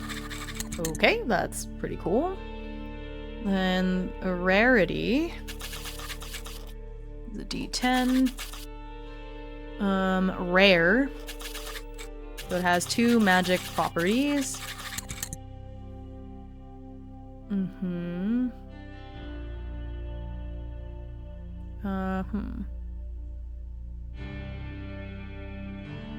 corresponding... Okay, roll as many times as necessary on the corresponding item table. Oh, the only exception to this procedure are amulets. When you find an amulet, simply... Oh, okay, because it was an amulet. Never mind, I wasn't supposed to roll on this. When you find an amulet, simply roll once on the random mastery table. Okay. To learn what mastery it grants you access to. That's on page 204. Oops, I went too far.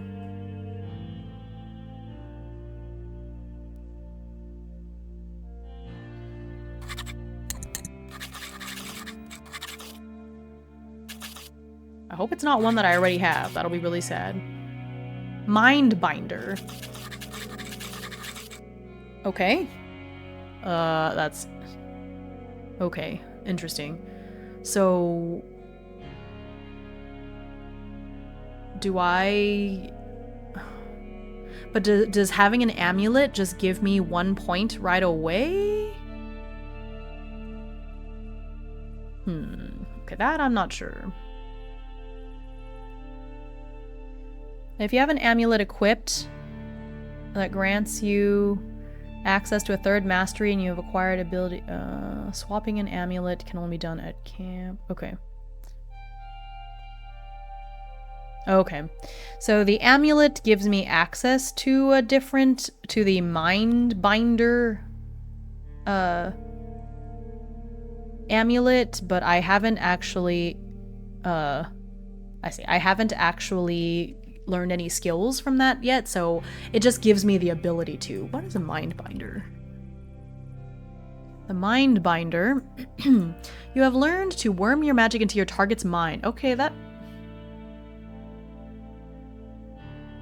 pretty cool. Okay, well, I'm glad I got access to it. I just can't do anything with it right now. I have to, so when I level up, I get skill points that I can put into these abilities, but right now I just have the ability to do mind binder stuff. Okay, so let me add that to my character sheet. I guess I can just have the amulet without actually using it. Okay, so I've added that to my character sheet. Yeah, it's not equipped, I just have it. Cool, that's neat. That's really lucky. I'm glad I got one that was useful. Okay, so we're gonna move right along. So that was that. And so after the... Would you mind me if I was a worm? Oh my gosh. Mind and bind? Okay. Yeah, so that's end of combat. And so now that we have done that, I think we're done. That was the encounter check because we're in a corridor, so we cannot scavenge or do anything else. So I think that's basically it for this room. Okay, so we're going to move. Oh, we're just gonna go down to the end of this corridor, basically. So that takes us into this fun-looking room.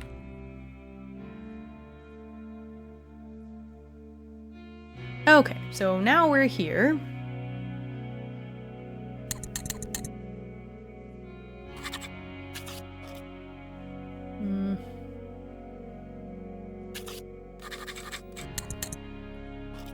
I don't know how to describe where this room is. I'll just say room 1. Okay, so first things first, I have to do the tension die check, which is a 3, so we're okay. Let me double check. How did I do it in my previous one? Tension check, encounter check. Yeah. Okay.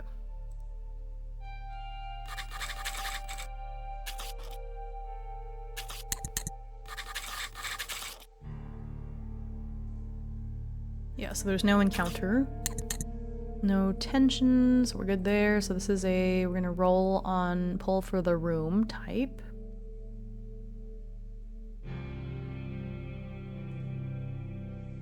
This seems to be the final resting place of an emperor who history has forgotten, his name erased from all records.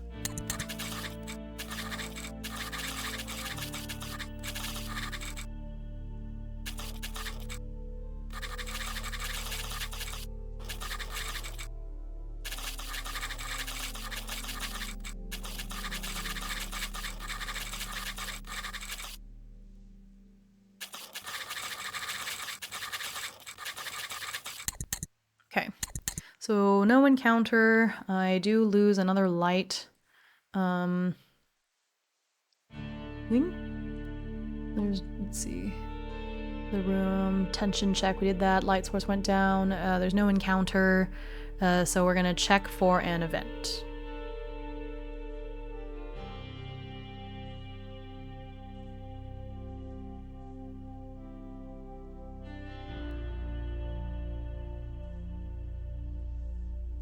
As you step into this room, you feel the crunch of broken bones beneath your feet. The place is completely littered with human remains piled all around you. Make an acrobatics check. If you fail, you've slipped on a femur and crashed into a pile of skulls, receiving D10 bludgeoning damage. Wait. No, I'm... okay, yeah, it was 101. Okay, I see. I wasn't sure because that was the first one, so I was like, did it actually go? But I think it did. Okay, so that's on page 101. Hang on, let me go back really quick because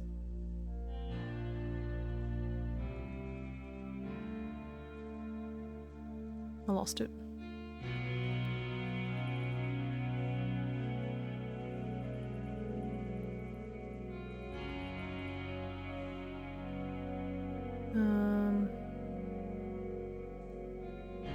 Okay, so I'm gonna make an acrobatics check. All right.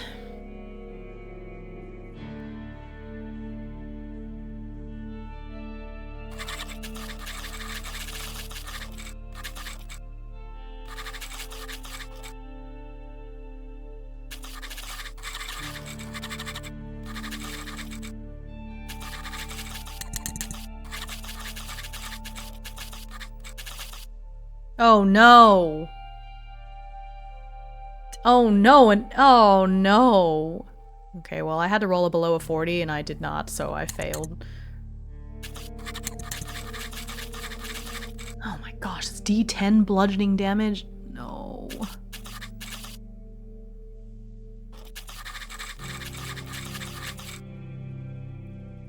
When does the toughness... When I take damage outside of combat, does that directly impact my health, or does that still go from toughness?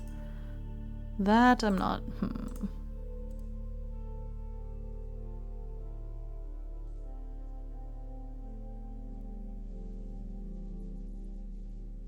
me double check. that? I'm not sure.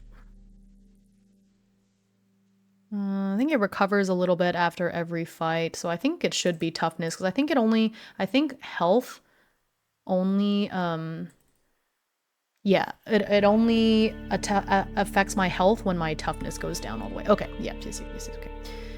1, 2, 3, 4, 5, 6, 7. That's just great. Okay. That's wonderful. I love that for me. Okay, so that's it there. There's the event. Love that. Now we get to scavenge. No scavenge. No scavenging.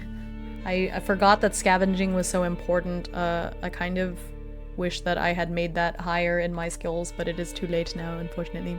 Okay, so that's it for that room there. So we're going to continue on. I don't think anybody has messed with me just yet. I don't see anything, so I think we're just going to continue on for now. Okay. So do we want to try to go up? Guess we can. There's a door right here. Let's check this door to see if it's locked, and such. Okay. Got multiple doors to check here.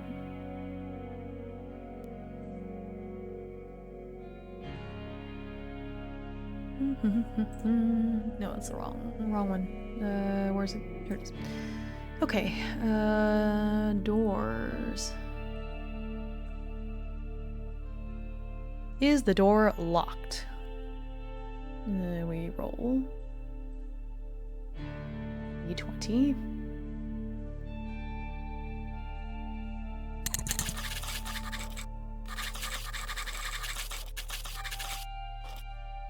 $12. It's locked.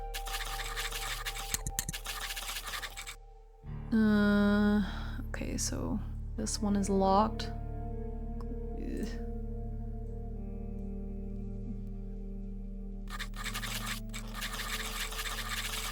Now we're gonna check the other one.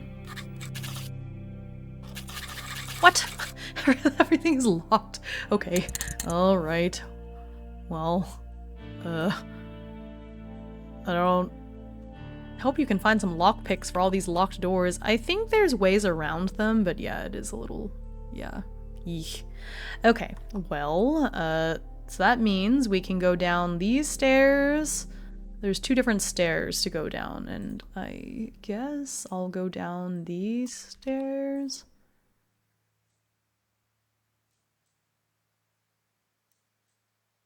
Yeah, because the other stairs... okay, I'll just go down these stairs. Okay. So heading down these stairs, we're into another room. The special room.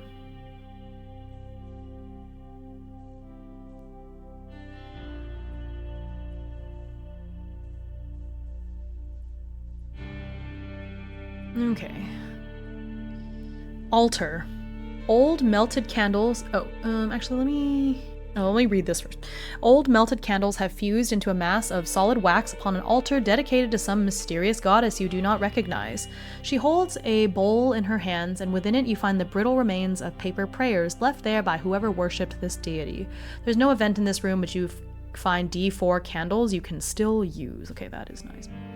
Okay, but I can still have an encounter.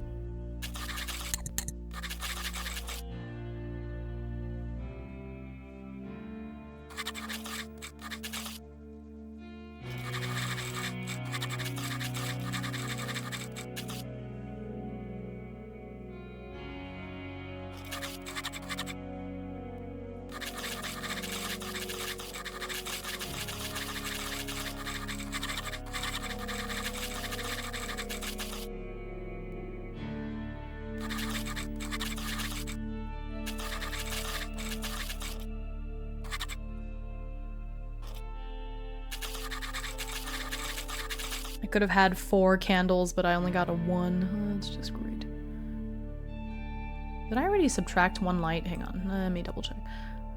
1, 2, 3, 4. Oh wait, do I subtract light for corridors too? No, I don't. Okay, so I'm okay. So my light is at 7. Okay, so I have a candle. How much light how much of a light source do I get from the candle?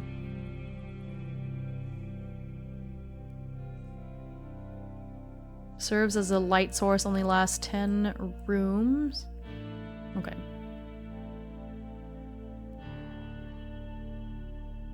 So it's gonna give me 10 more than what I have now, so that puts me at 17 for light, which is pretty good. It's much better than what I was at before. Okay. So we're going to do the tension check, and then the encounter check. Okay, we're fine on tension. Encounter is 11, so I think we're good on the encounter, because I think I needed... Oh, no, 10 plus is an encounter. Okay, so we have another encounter. It's time. Let's see what it is.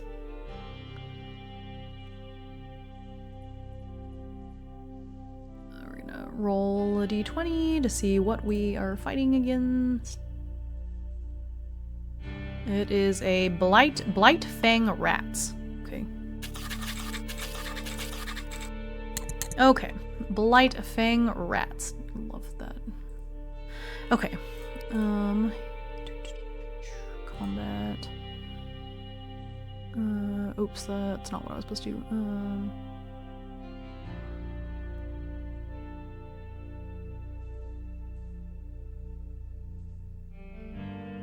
Blightfang rats. These abominable rodents are grotesque amalgamations of rotting flesh and shadows, their sinewy bodies covered in mangy, mottled fur. Possessing malevolent crimson eyes that pierce the very soul, blightfang rats can really spread havoc quickly if left unchecked. Whispers speak of these nightmarish creatures amassing beneath Valdonia, ready to unleash an apocalyptic wave of suffering upon the world. That's just great. I can't escape the Skaven. They're here too. Dang, those are gnarly. I know, right? Okay. I'll change the music.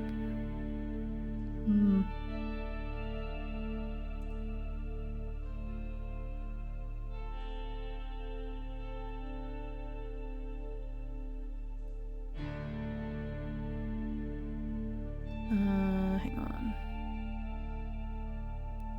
Ba-ba-ba-ba-ba.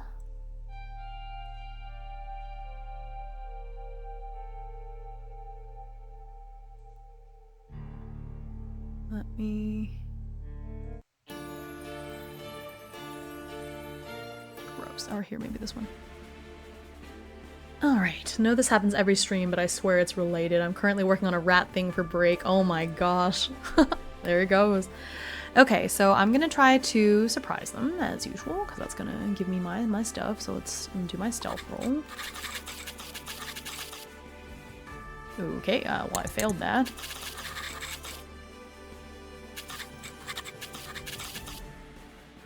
Okay, well, we both failed.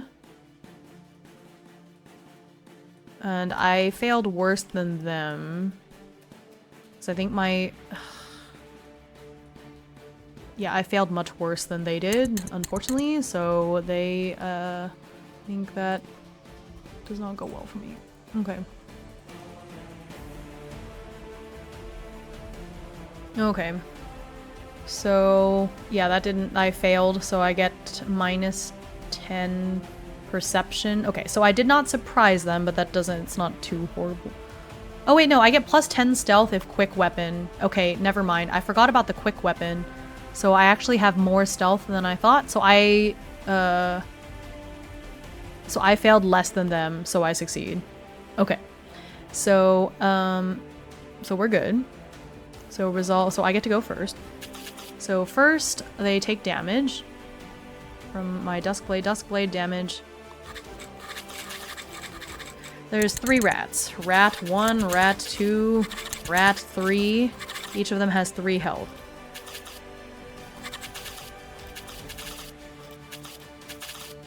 Okay.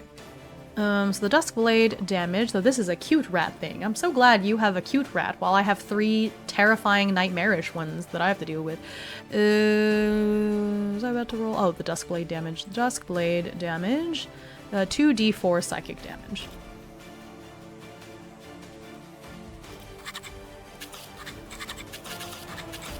Cool, so I straight up just killed one of the rats.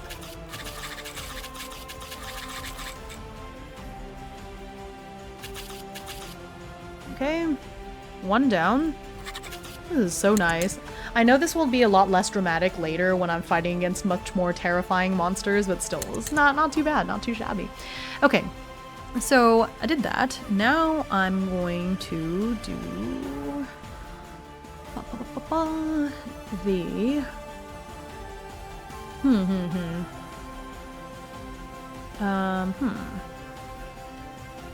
I guess, do I just attack it, or do I want to... Yeah, it just seems kind of a waste to poison things right now, so I'm just going to attack it.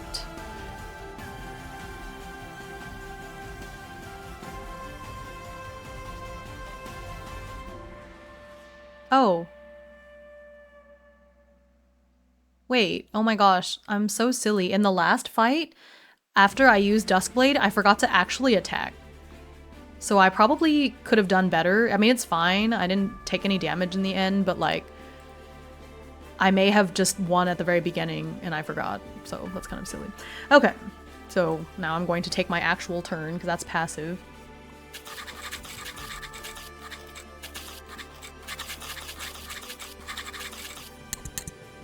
Okay, so we're gonna check.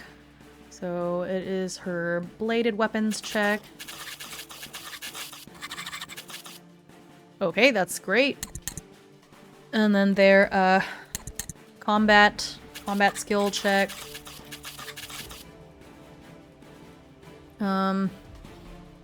Okay, so let's see. Oh no, I think they won. Because I only rolled a 3 on my attack. Wait.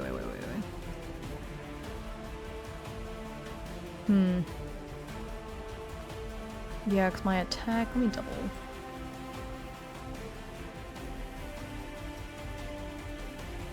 Oh, weapon speed is added to all your combat skill checks. Oh, I forgot to do that. Okay. So I actually have a 13, although that actually doesn't help in this sense, because I think I still fail compared to them. Let me see. Let me see this combat skill. Oh, it's my... Oh, they get -10 though because of my Mantle of Darkness. Okay. Oh, and I have the advantage, so I get another +10. Oh my gosh, there's like too many things I have to keep track of. Okay, I have the advantage because I'm attacking, so it's +10. I also get a +10 because of the speed of my weapon, and so mine is a 23. They subtract 10 because I get to subtract 10 from their combat skill because of my Mantle of Darkness, and so I rolled higher than them. Yeah. Okay, so we're good. It's a little confusing. All right, I got it. So then, I roll on the... Oh! Sunnyside oh, thank Farms you! is Oh my gosh, with thank 8 you for the raid, foggos. Sunny! Welcome, welcome. Hi. Sunnyside Farms is a VTuber goat gal running a cozy variety stream farm. When not on their IRL farm, they're gaming up a storm from Final Fantasy XIV to Chicken Seesaw Quest. What is a Chicken Seesaw Quest? That sounds so fun. Expect chill vibes, a sprinkle of 18+ shenanigans, and maybe even some isekai mushroom adventures. Oh yeah! Hi Sunny! How was your stream? Welcome, welcome! I am Himeutsugi. I am a parrots VTuber. I mostly stream solo TTRPGs like this one. But yeah, cozy times all around. Fields of Mystria has a chicken seesaw item. Oh, okay. I guess I haven't gotten that far in Fields of Mystria, but that's awesome. What? That's so fun. What were you streaming? Oh, you were streaming Fields of Mystria just now. Nice. Must raid and run, but I have yeeted a follow. Thank you, thank you. Welcome, I appreciate you. Yeah, feel free to raid and run. You take care of yourselves. I understand. I am fighting against some riot rats They are really terrifying. Okay. So my character decided to break into this like government official's house just to see if she could. All their adorable. Well, yeah. She decided to break into this government official's house just to see if she could, and then she got caught, and they decided to have her executed, but she survived her execution, and now she's like underground in these horrible ruins where everything is trying to kill me, and that's where we're at. I've got nothing but rags and like a single dagger, and so we're just going for it. Okay, my people, I shall talk about them to them about being more hospitable. I would appreciate that, yeah, because there's 3 of them, and I'm just a look at me. I'm just a little elf lady. What did I do? I'm just trying to get out of here, you know. Okay. Okay. Back to the sheet. Okay, so I hit. So now we're gonna roll to see the location in the. Let's roll the hit location. Oh, they are a quadruped, so I'm gonna roll a d20.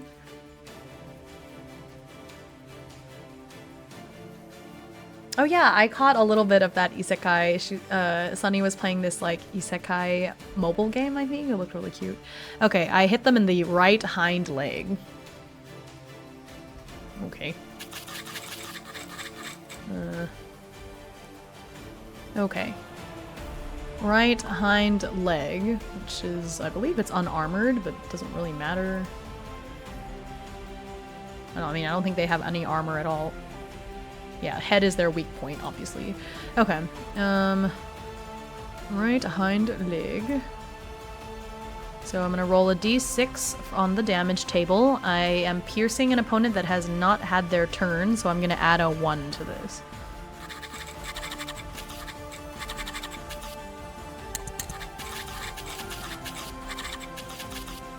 That's a 6. So for 2 damage.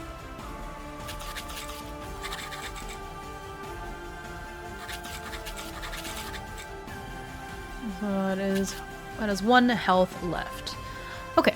Yeah, so that's all I got there. Apply armor, any damage reduction. I don't think there's anything here. They don't have any damage resistance or armor, so we're good there. And that's it. Resolve damage. We're good. Okay. End of turn. Next turn. Okay. So now it is the rat's turn. So the rat, I think it's just a d6. Okay. So we're going to roll a d6 to see what the rat is doing. I wouldn't mind getting isekai'd into a mushroom kingdom. I know, right? Isn't that cute? Okay, we rolled a 4, so the rat is going to try to scratch me.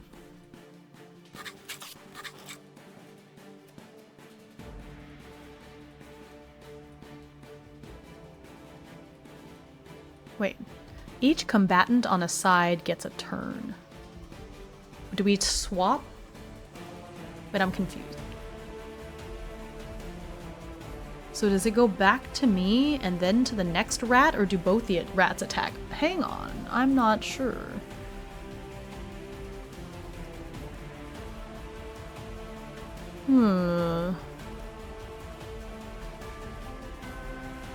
It says each combatant.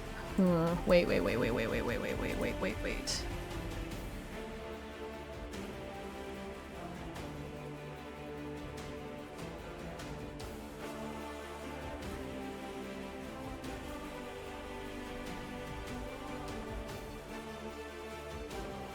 Okay, hang on. Let me double check because I think combat. Attack roll, turns and rounds, okay. When all combatants have taken a turn. Okay, I think they do attack together. It doesn't make sense. It just says, okay, yeah, okay. Each combatant on a side gets a turn. Yeah, okay. I was right. I don't know why. I'm overthinking it. I am overthinking it. Of course, both rats would get to attack. Rat 2 uses scratch. It's a physical attack, so there's CS check. Plus 10. Oh no, but it gets cancelled out by my mantle, so it's just a D100. That's okay. And then I'm checking for dodge. Okay, I'm good. Because they went well above and I did not, so okay.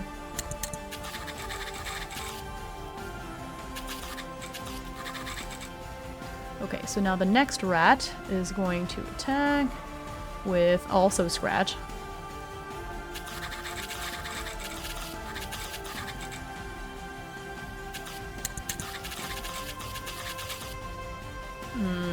Yeah, that's a fail because it only has 30 combat skill.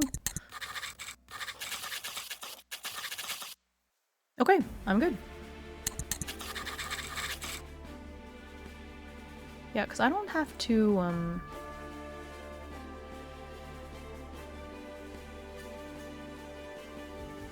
Oh, hang on. Reaction penalty. That's a reaction, right? No. Defense counts as a reaction? Oh, I forgot to roll on the defensive maneuvers table. Hang on. Defensive maneuver. Defensive maneuver table. I forgot. That's a D10. It's a 9. You get a moment of respite after fending off your opponent's attack. Recover 2 toughness. Oh, great.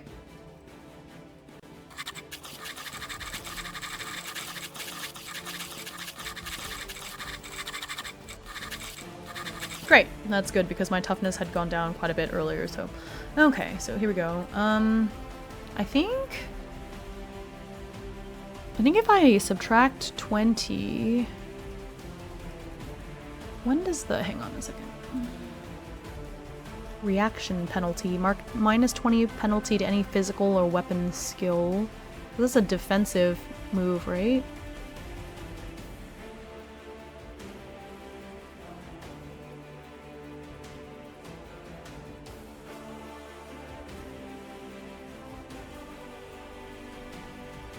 I think I get a reaction penalty because I already dodged.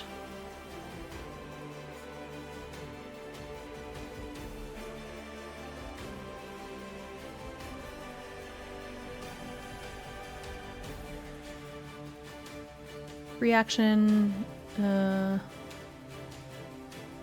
defending is the most typical. Yeah, so it's minus 20. So I needed to get a, let's see. So my dodge is 40. And I rolled a... So minus 20 means it's 20. So we both failed. And so when we both fail, I believe... Attack fail, defender fail. If attacker skill is 10 over the defender... hit else if okay, it's not because my dodge is 40 and their combat skill is 10, so I win there too. So I'm gonna roll another d10 for the defensive maneuver. So this, oops, oh no, I closed it instead of, oh my gosh, okay, there's, I get 10. Your next attack doesn't suffer the usual minus 30 modifier to your attack skill when targeting a specific body part. Oh, okay. I can target a specific body part if I want to.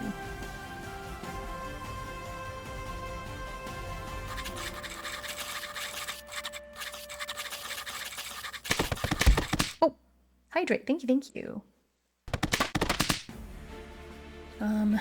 Yeah, let's take a little stretch too.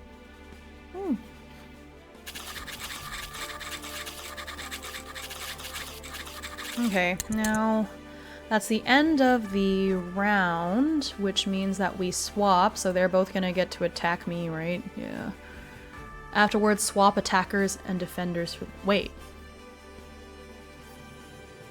Swap attackers and defend... Huh? Wait a minute. Did I read this wrong?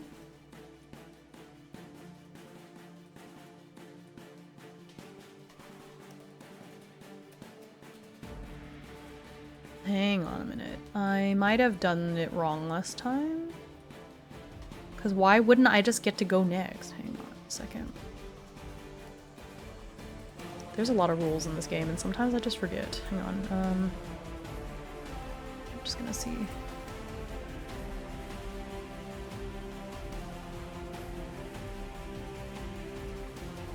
I can't. So this little flowchart says that each combatant on a side gets a turn. Afterwards, swap attackers and defenders for next round.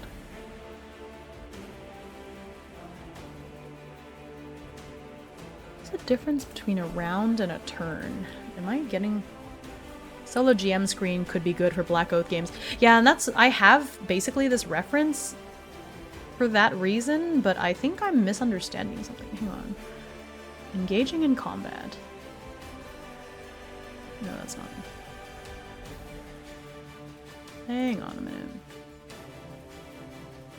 I may have messed something up. A turn is a single combatant's chance to act. A round is all combatants' turns. When all combatants have taken one turn, that round ends, another one begins. Okay, yeah. Whoever wins gets to act first until combat is over. Okay.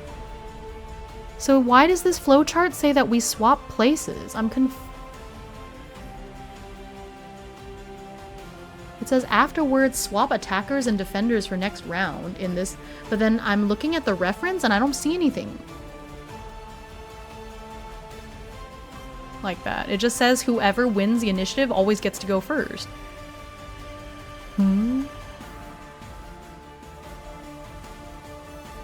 Okay, I don't see anything else about that, so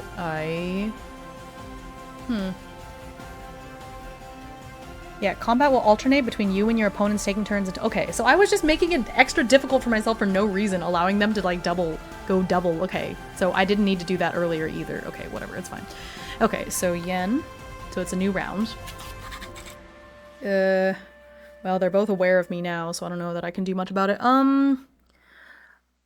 I could try to target, but that one only has 1 HP left, so I don't really see a point.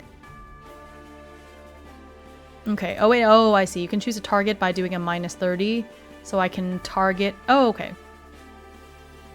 Ah. Okay, so I'm not going to worry about that. I'm just going to go ahead and... So that means I get to hit wherever I want, basically, because I don't have the -30 modifier. So as long as I hit, then I'm good. Okay. Yeah, just trying not to make things difficult for myself. But I feel like it would be a waste to waste this on Rat 2 when it only has 1 HP, so I'm gonna go ahead and do it with Rat 3.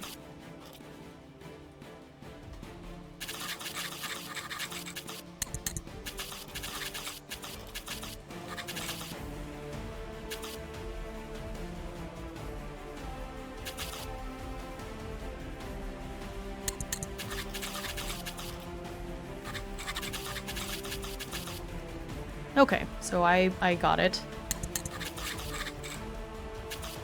Okay, so since I hit their weak spot, striking a weak spot is considered an automatic critical hit. So their critical hit, oh,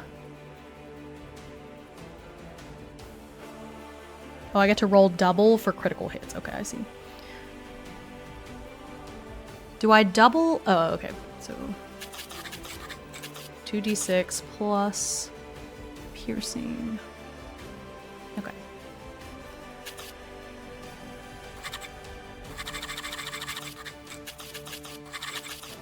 Okay, so I rolled a 9 on the damage table.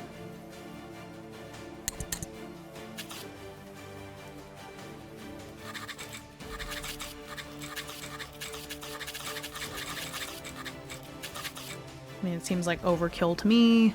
That's for 3 damage. Yay!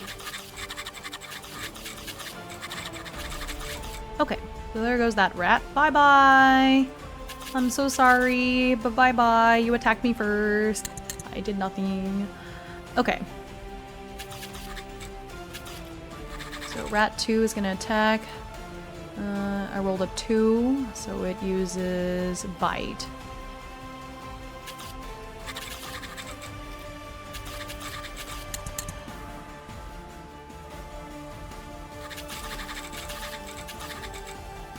Okay, so it tries to bite. So it does its combat skill check. No, it does get the... Oh, no. It doesn't get the plus 20. Does it? No, it doesn't get the plus 20 because... Or it doesn't get the plus 10 because of my skill. Okay.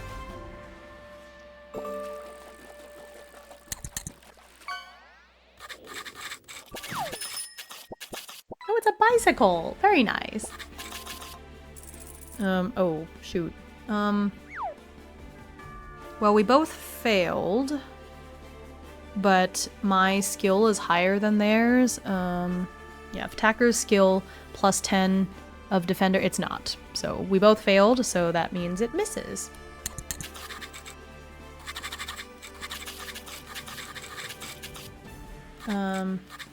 Yen is gonna do her defensive maneuver, so I'm gonna roll a 10 for the defensive maneuver. It is a 2.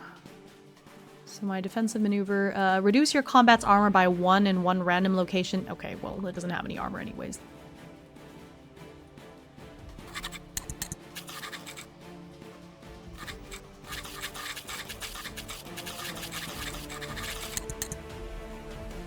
Oops.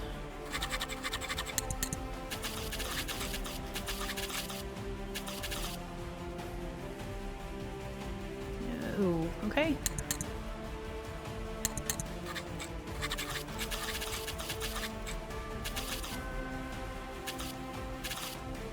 Okay, well, I win.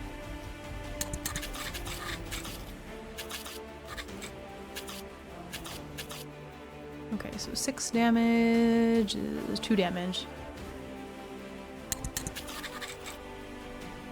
Oh. Location. Not that it really matters, but just for the flavor. Let's see where... Okay, we slashed it in its right front leg.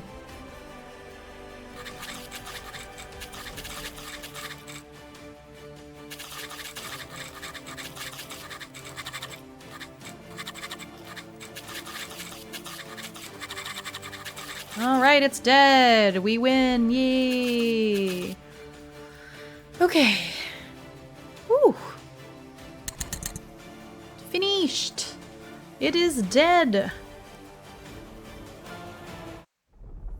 Back out. Woohoo! Okay, so I get 5 EXP. Good. Or, sorry, it's 50 EXP, so now I have 100 EXP. I did not... No, I did surprise them, so I have 2 here for Living Shadow. Okay. Alright.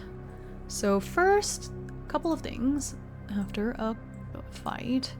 I have no armor, so I don't have to worry about that. I recover toughness. Okay, plus 3, it's pretty good. Not quite at full, but pretty close. Gain 50 EXP, got that. Check for spoils. I updated my personal goals already. Okay, so let's check for the spoils.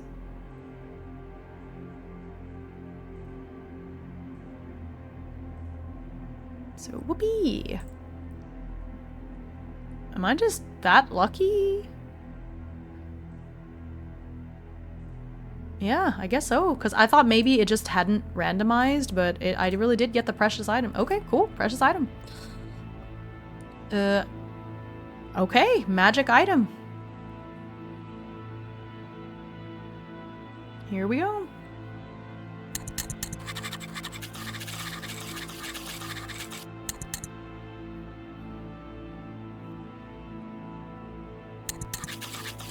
Okay, so page 206. Oh my gosh, I forgot. I have the book now.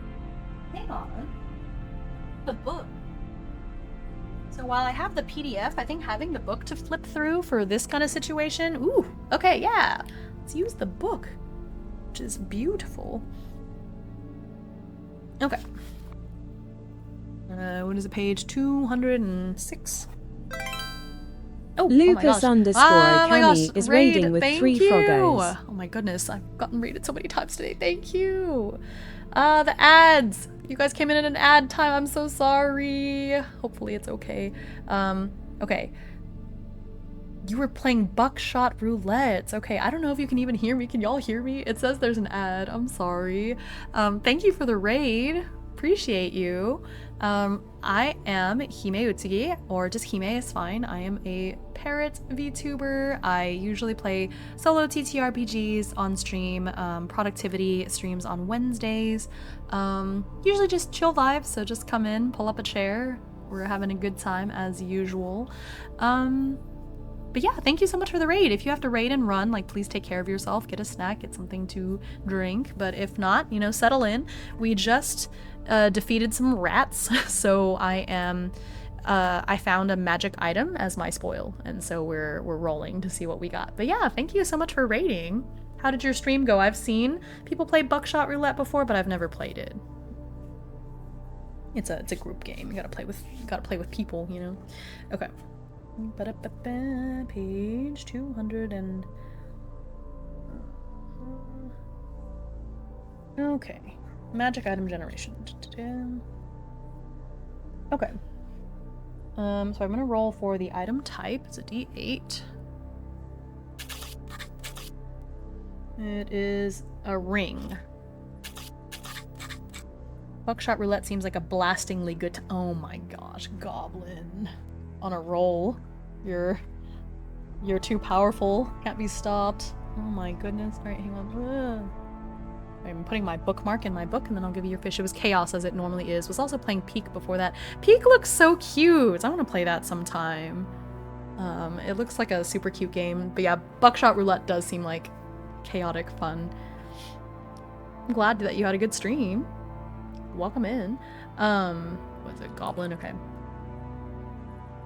For all new viewers, I give out fish. I mean, you can also just redeem fish, but I give free fish for puns. They don't even have to be particularly good puns. I just like puns.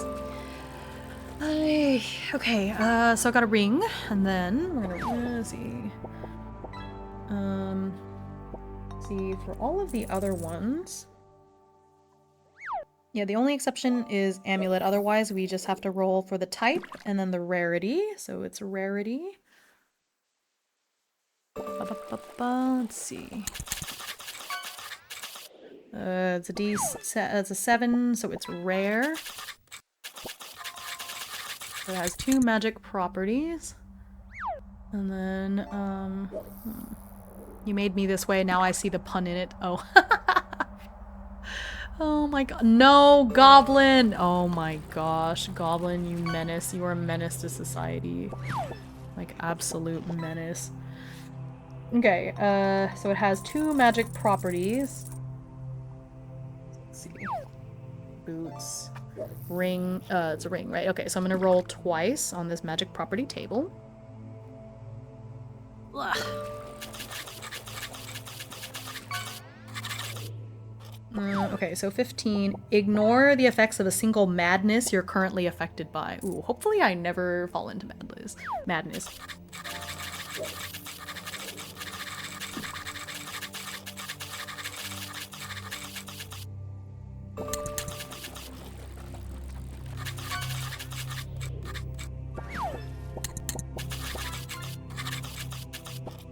Okay.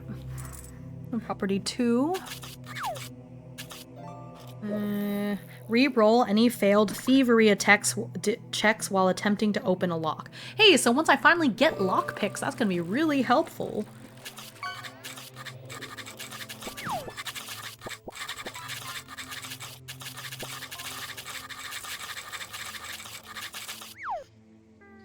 Wait. It says re-roll any failed thievery checks. So doesn't that mean that wearing this ring means I would just succeed in thievery? Because if I get to re-roll any failed check, that I would just be able to roll until it doesn't fail, right? I'm gonna call it the Magical Thieves Ring. Cool, I'm gonna wear it. Even though it's not super useful to me right now, I'm going to put it on. Let's put it on. I have some clothes. I would assume it's just 1 extra. It says any. It says reroll any thievery checks. Otherwise, I would have said 1. Except I think the thing is that the longer you attempt to open a lock, like other stuff happens, but I guess you can reroll it as many times as you want to, you just have to deal with the other consequences, you know? Sweet! Yeah, that is how I am choosing to interpret it. But again, I have no lockpicks, so I can't open any locks anyways, unfortunately. Okay. But I'm gonna put that on. Okay, so got that. I got my 50 EXP. I think... Yeah, okay, so I got the 50 EXP. When do you level up, anyways?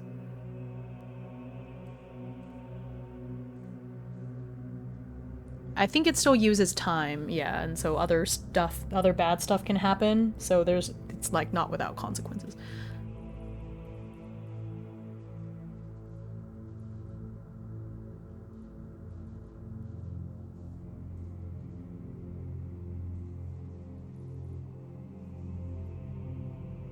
In order to level up, you need 1,000 EXP. Okay, I see.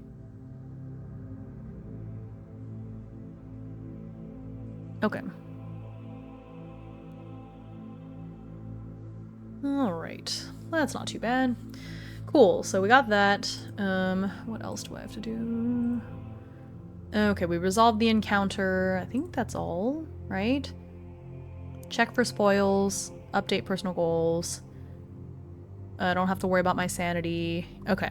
Yeah, so then we can scavenge, even though I am probably going to fail to scavenge.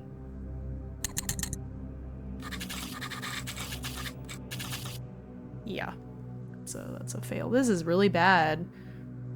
Hang on. Can I...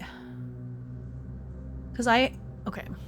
So the problem is that if I can't find any scraps or anything from scavenging, then it's going to be really hard for me to make camp. And I don't need to right now, but I know eventually I'm going to have to.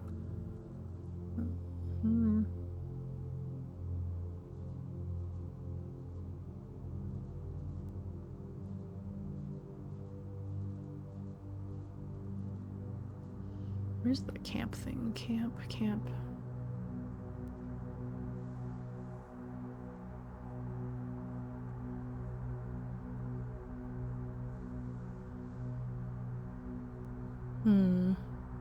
Crafting supplies. Okay. Yeah, I really need to get better at scavenging. I'll have to work on that somehow. Okay. So put this character sheet away.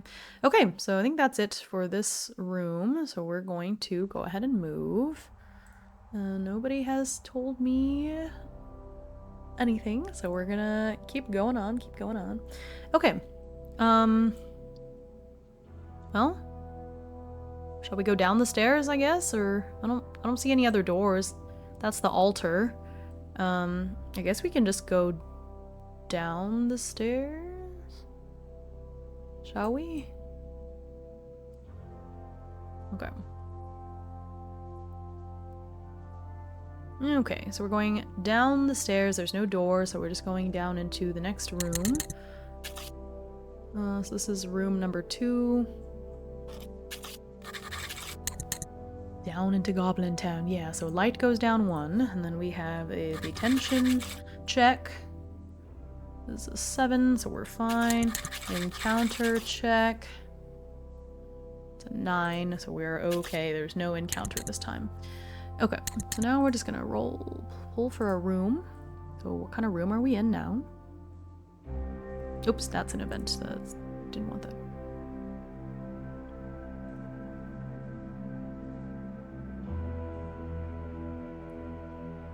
Okay. An ancient, corrupted forge where weapons were crafted from the souls of the fallen. Okay.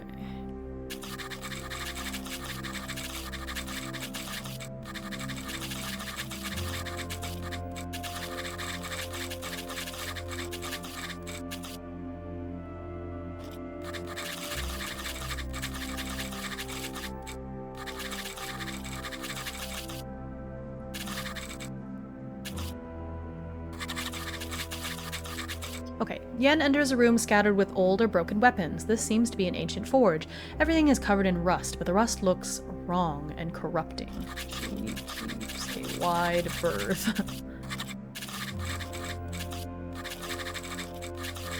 Okay. Alright, so there is no encounter, so we're going to pull for an event. There's a trap in this room. Why me? Why can't I get a nice event? Why does there have to be a trap? Oh, come on now. Where did this...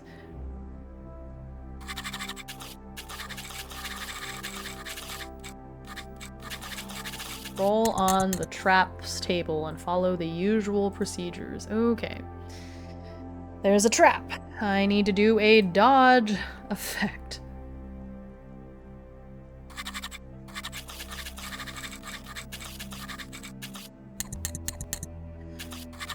Please, please, please let me dodge. Okay, okay, I passed. I passed my dodge check.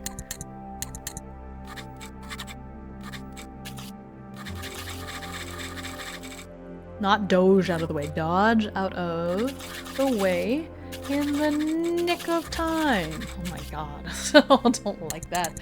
We do not like that. Hello. What? Like, rude? Just, I was like, great, there's no terrible thing here. Goodness.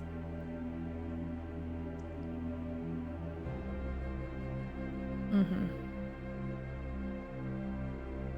Oh, wait, was I supposed to, it says, do I have to detect the trap? Okay, it's fine. I already rolled it. I think, does that count as the trap just triggering? It just, oh no, it just says there's a trap in the room, so I had to do a perception check. Okay, let me go back. I'm pretty sure. Yeah, okay. So I triggered the trap.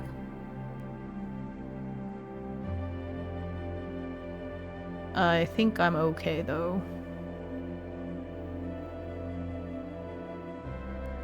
Yeah, so I failed to detect the trap, so that triggers the trap, and I get to roll a d10. Roll a d10 on page 105? I've never run into a trap before somehow. Oh, no, I have once, but yeah. Oh yeah, that's the trap, so I know what the trap is. And then, since I didn't see it, I do the check.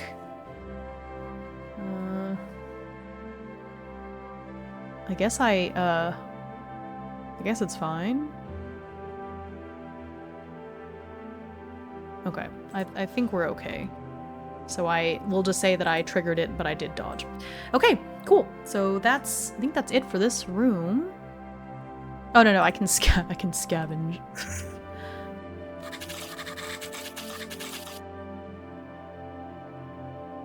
I'm never gonna scavenge anything. I'm gonna be in rags with this little dagger for the rest of my life. I just have to keep fighting stuff, because the only time I get anything is from fighting. Good gracious. Okay, well, that is that. Okay, so that was it for that room. So we are going to go... I don't know where else we've gone.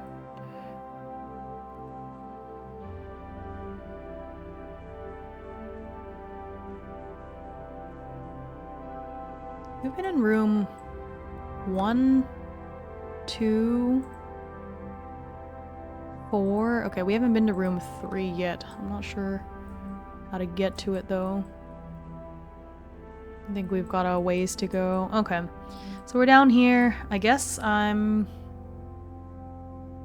going to go this way. Okay, so that takes us into a corridor. So for a corridor, my light source does not have to go down.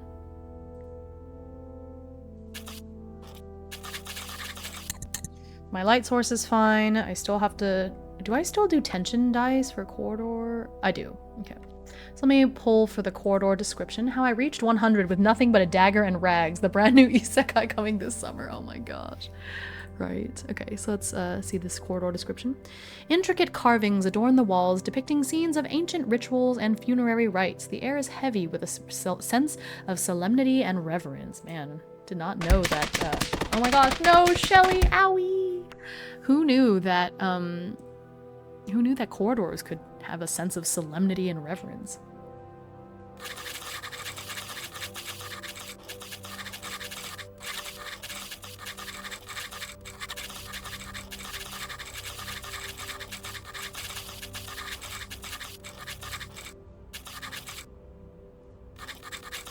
Shelly did.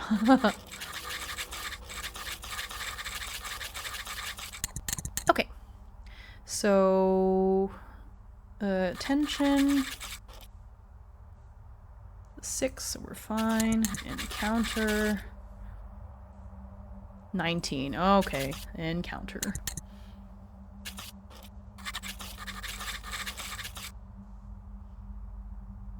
Of course, there's an encounter. That's an 8.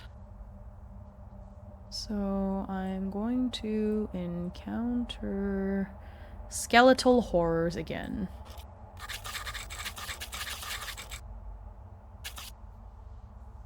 Ooh.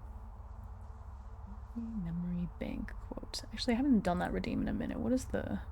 Does it say what movie I have to do? Or is it just one of the two? Okay. It's a good Emperor's New Groove quote for me to do. Okay. It's like, ooh, I know. I'll turn him into a flea. A harmless little flea. Then I'll put that flea in a box. Then I'll put that box into another box. And then I'll mail that box to myself. And when it arrives, I'll smash it with a hammer. Or, to save on postage, I can just poison him with this. That's one of my favorites. It's so silly. I was like, a flea, a harmless little flea. I'll put that box in a box, another box, and I'll mail that box to myself. Put that flea in a box, and then I'll put that box into another box. Then I'll mail it to myself. And when it arrives, oh, she was so good. I love playing as her in Villainous too. They're just rattling around. Yeah. That was very, very silly. Thank you. Thank you, because I'm about to fight, and it's nice to just do a silly Emperor's New Groove quote before I do that. Just quote whatever I feel like from Emperor's New Groove. Really is what it is. Okay. Encounter versus the Skeletal Horrors, Part 2. Emperor's New Groove school cartoon was way more enjoyable than it deserved to be, right? I didn't watch as much of the TV show because we didn't have the Disney Channel, but I heard it was really good. A lot of Disney Channel TV shows are good though, because I grew up watching that Aladdin TV show and it was so good. Man. And then I hear the Tangled one is really good too. I don't know if it's still going or not. Okay. Boom. A fight! Yay! It's the only way I can get items, but hopefully, you know, so let me see. I'm gonna try to surprise them. Again. So let's do...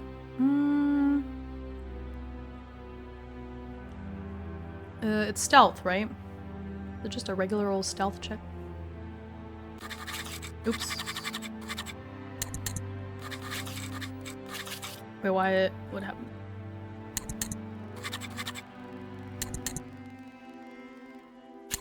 Oh, there. No, that's not good. Oh no, I think I have to add. Do I add stuff to it? Hang on. No, I don't think I do. Okay. So my stealth, that was not a great roll. Aladdin, Emperor's New School, Kim Possible. Disney Channel had great animated shows. I know, right?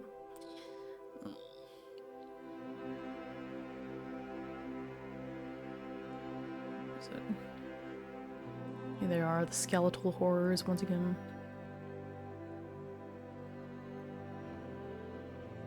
Oh no, hang on, I forgot that they're frightening. Shoot, hang on. I forgot that there's like a thing. Because I think I had to roll for sanity against them. Shoot, hang on.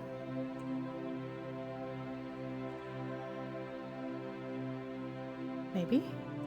Hang on, what is the frightening trait? I think I was supposed to roll for my sanity.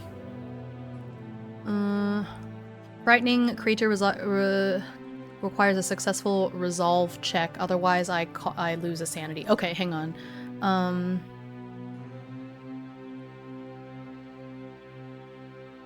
Okay, let me go back and retcon those rolls because I forgot to do that.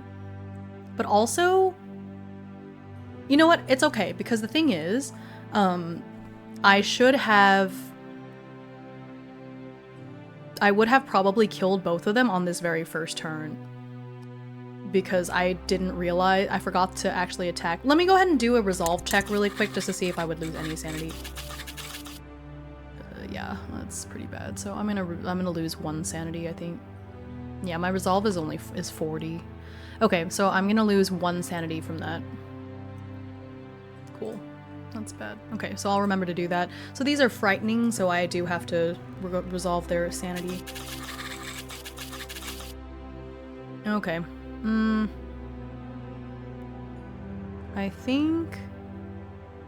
Yeah, because they have 20 awareness. Yeah. But I failed pretty bad, because my stealth is... My stealth is high, but it's not that high.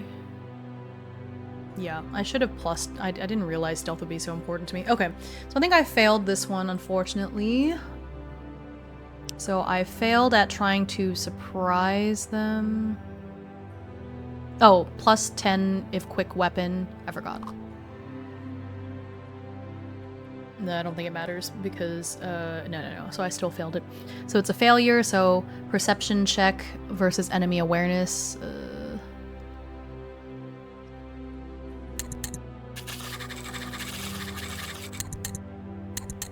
Okay, so now we just do perception.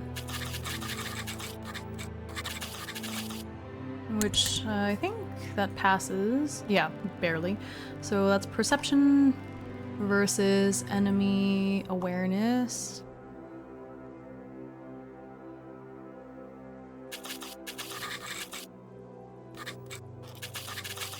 Okay, so I win. Okay, so I still get to go first. I just didn't get to surprise them, so I don't get that bonus, but that's all right. Okay. So I think... Yeah, so I don't get that extra psychic damage because they... Oh, wait, no. I get to go first, so they're not aware of me yet because they failed their awareness check. Never mind. So I think it's just for my very first turn. Okay, so my psychic damage. Okay, so let's switch to some more battle-y music.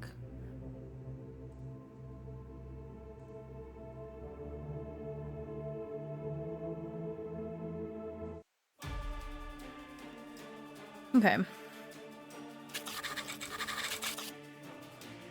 2d4.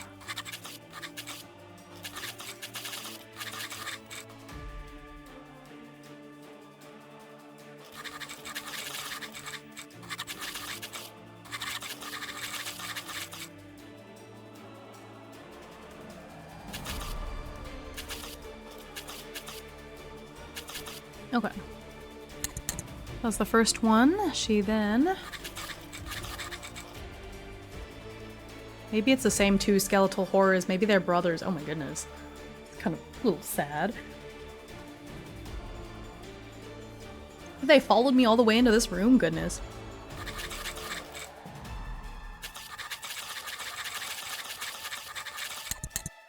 Okay, so I need to do my bludgeon or my bladed weapons check. And it, and I get a plus 10 because it's my turn. I'm attacking. Oh wait, no, wait, sorry. No, hang on, that's not right. It's a plus 10 to my skill, not to my, wait.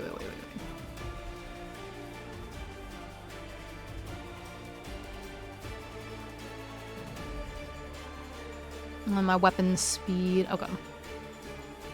Yeah, so I roll and I do get a plus 20 because it's like the speed of my weapon.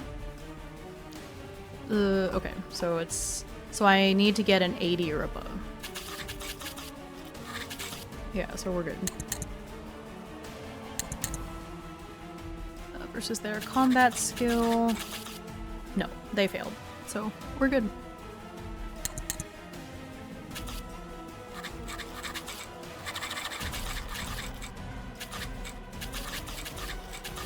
And it's...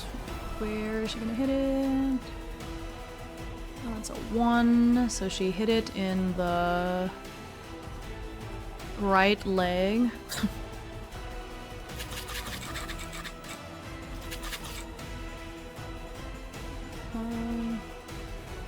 Doesn't have any armor in its right leg. Yeah, so it's an unarmored spot. But it doesn't, I think it doesn't matter because it's piercing. Okay. So the damage is a d6 plus...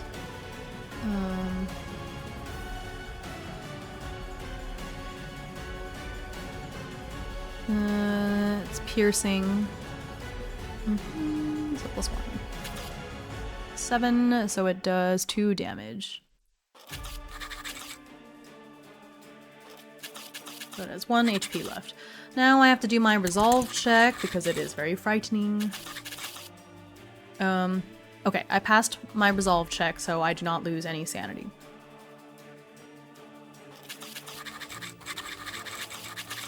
Good. I think that's it for my turn. Okay, so the skeletal horror. Roll. That is a 4. Uses ethereal grasp, so I need to make an endurance check. I think I passed. Yep, my endurance is 20, so I'm good. So I take half damage.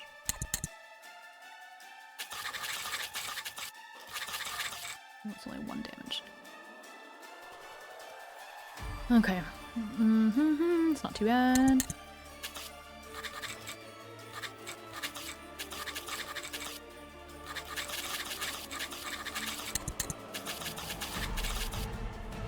Okay. Okay. Oh, that I rolled a 1 for damage. Oh no. Oh, I think I might not do any damage. Oh, I forgot to roll for where I stabbed it. It's a 10. Oh, it's the chest. Oh no, the chest has armor. Oh crap. Okay.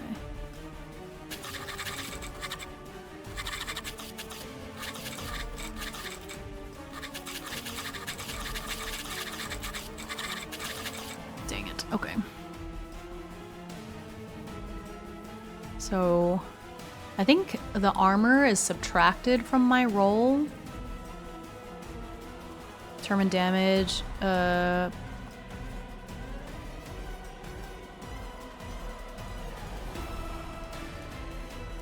Determine damage. Okay, the damage reduction is to the damage. Okay, so I only got a 2, which would have been 1 damage, but because it has 1 armor on its chest, it has 1 armor on its chest. Oh, I forgot to, no, I don't get a defensive maneuver because it was a magical attack. Okay, never mind. Okay. So, unfortunately, I didn't do any damage to it. Now I have to roll my resolve check. See if I lose any sanity. Okay, I lose 1 sanity.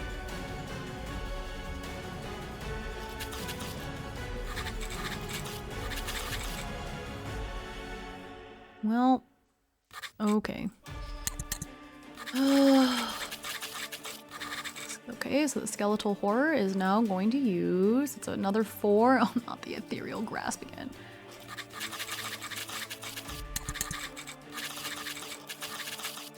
Okay, I'm fine. No, not fine. Took full damage.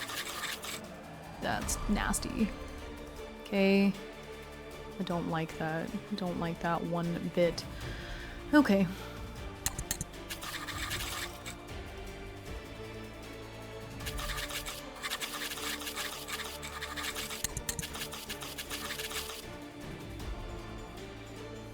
Okay.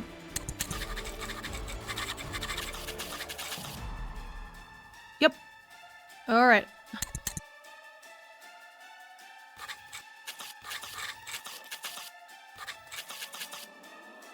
That's a little bit better. And then location. Please don't let it be its chest again. Okay, 17 I think is fine. 17, the hit location is its right arm. We're good. I think it's dead.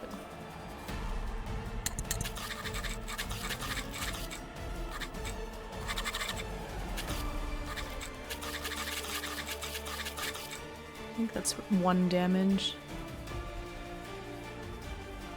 Yeah. That's all I need.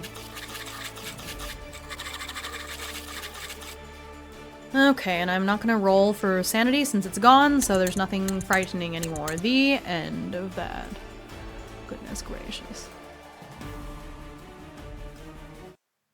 Over. Cool.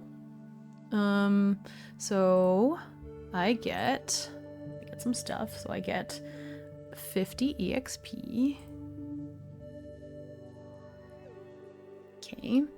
I did not surprise it, so my Living Shadow achievement is going to stay the same. I also get, let's see here. I don't have any armor, so I don't have to worry about that. I recover D for toughness. Okay, well, it's better than nothing. 2 toughness. Got the EXP. Check for spoils. Check for spoils.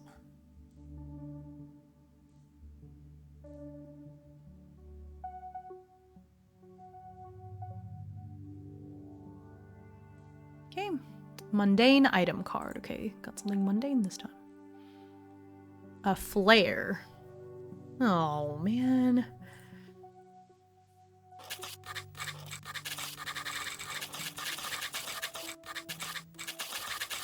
This alchemical concoction reacts when in contact with the air, illuminating a room.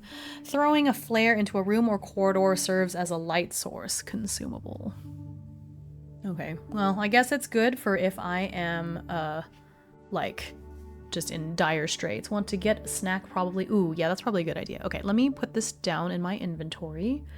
This will be good if I, for some reason, just completely run out of my candles and stuff, and then I can throw it and at least get, like, a little bit of something. Okay. I got it. I got 1 flare. Cool. Okay, so let's take a quick break. Since we finished this combat anyways, I'm gonna go get a little snacky snack, and then we shall return. Let's do that. Yeah, and I'm almost out of water, so it'll be a good chance for me to restock my water too. Okay, I will be back momentarily.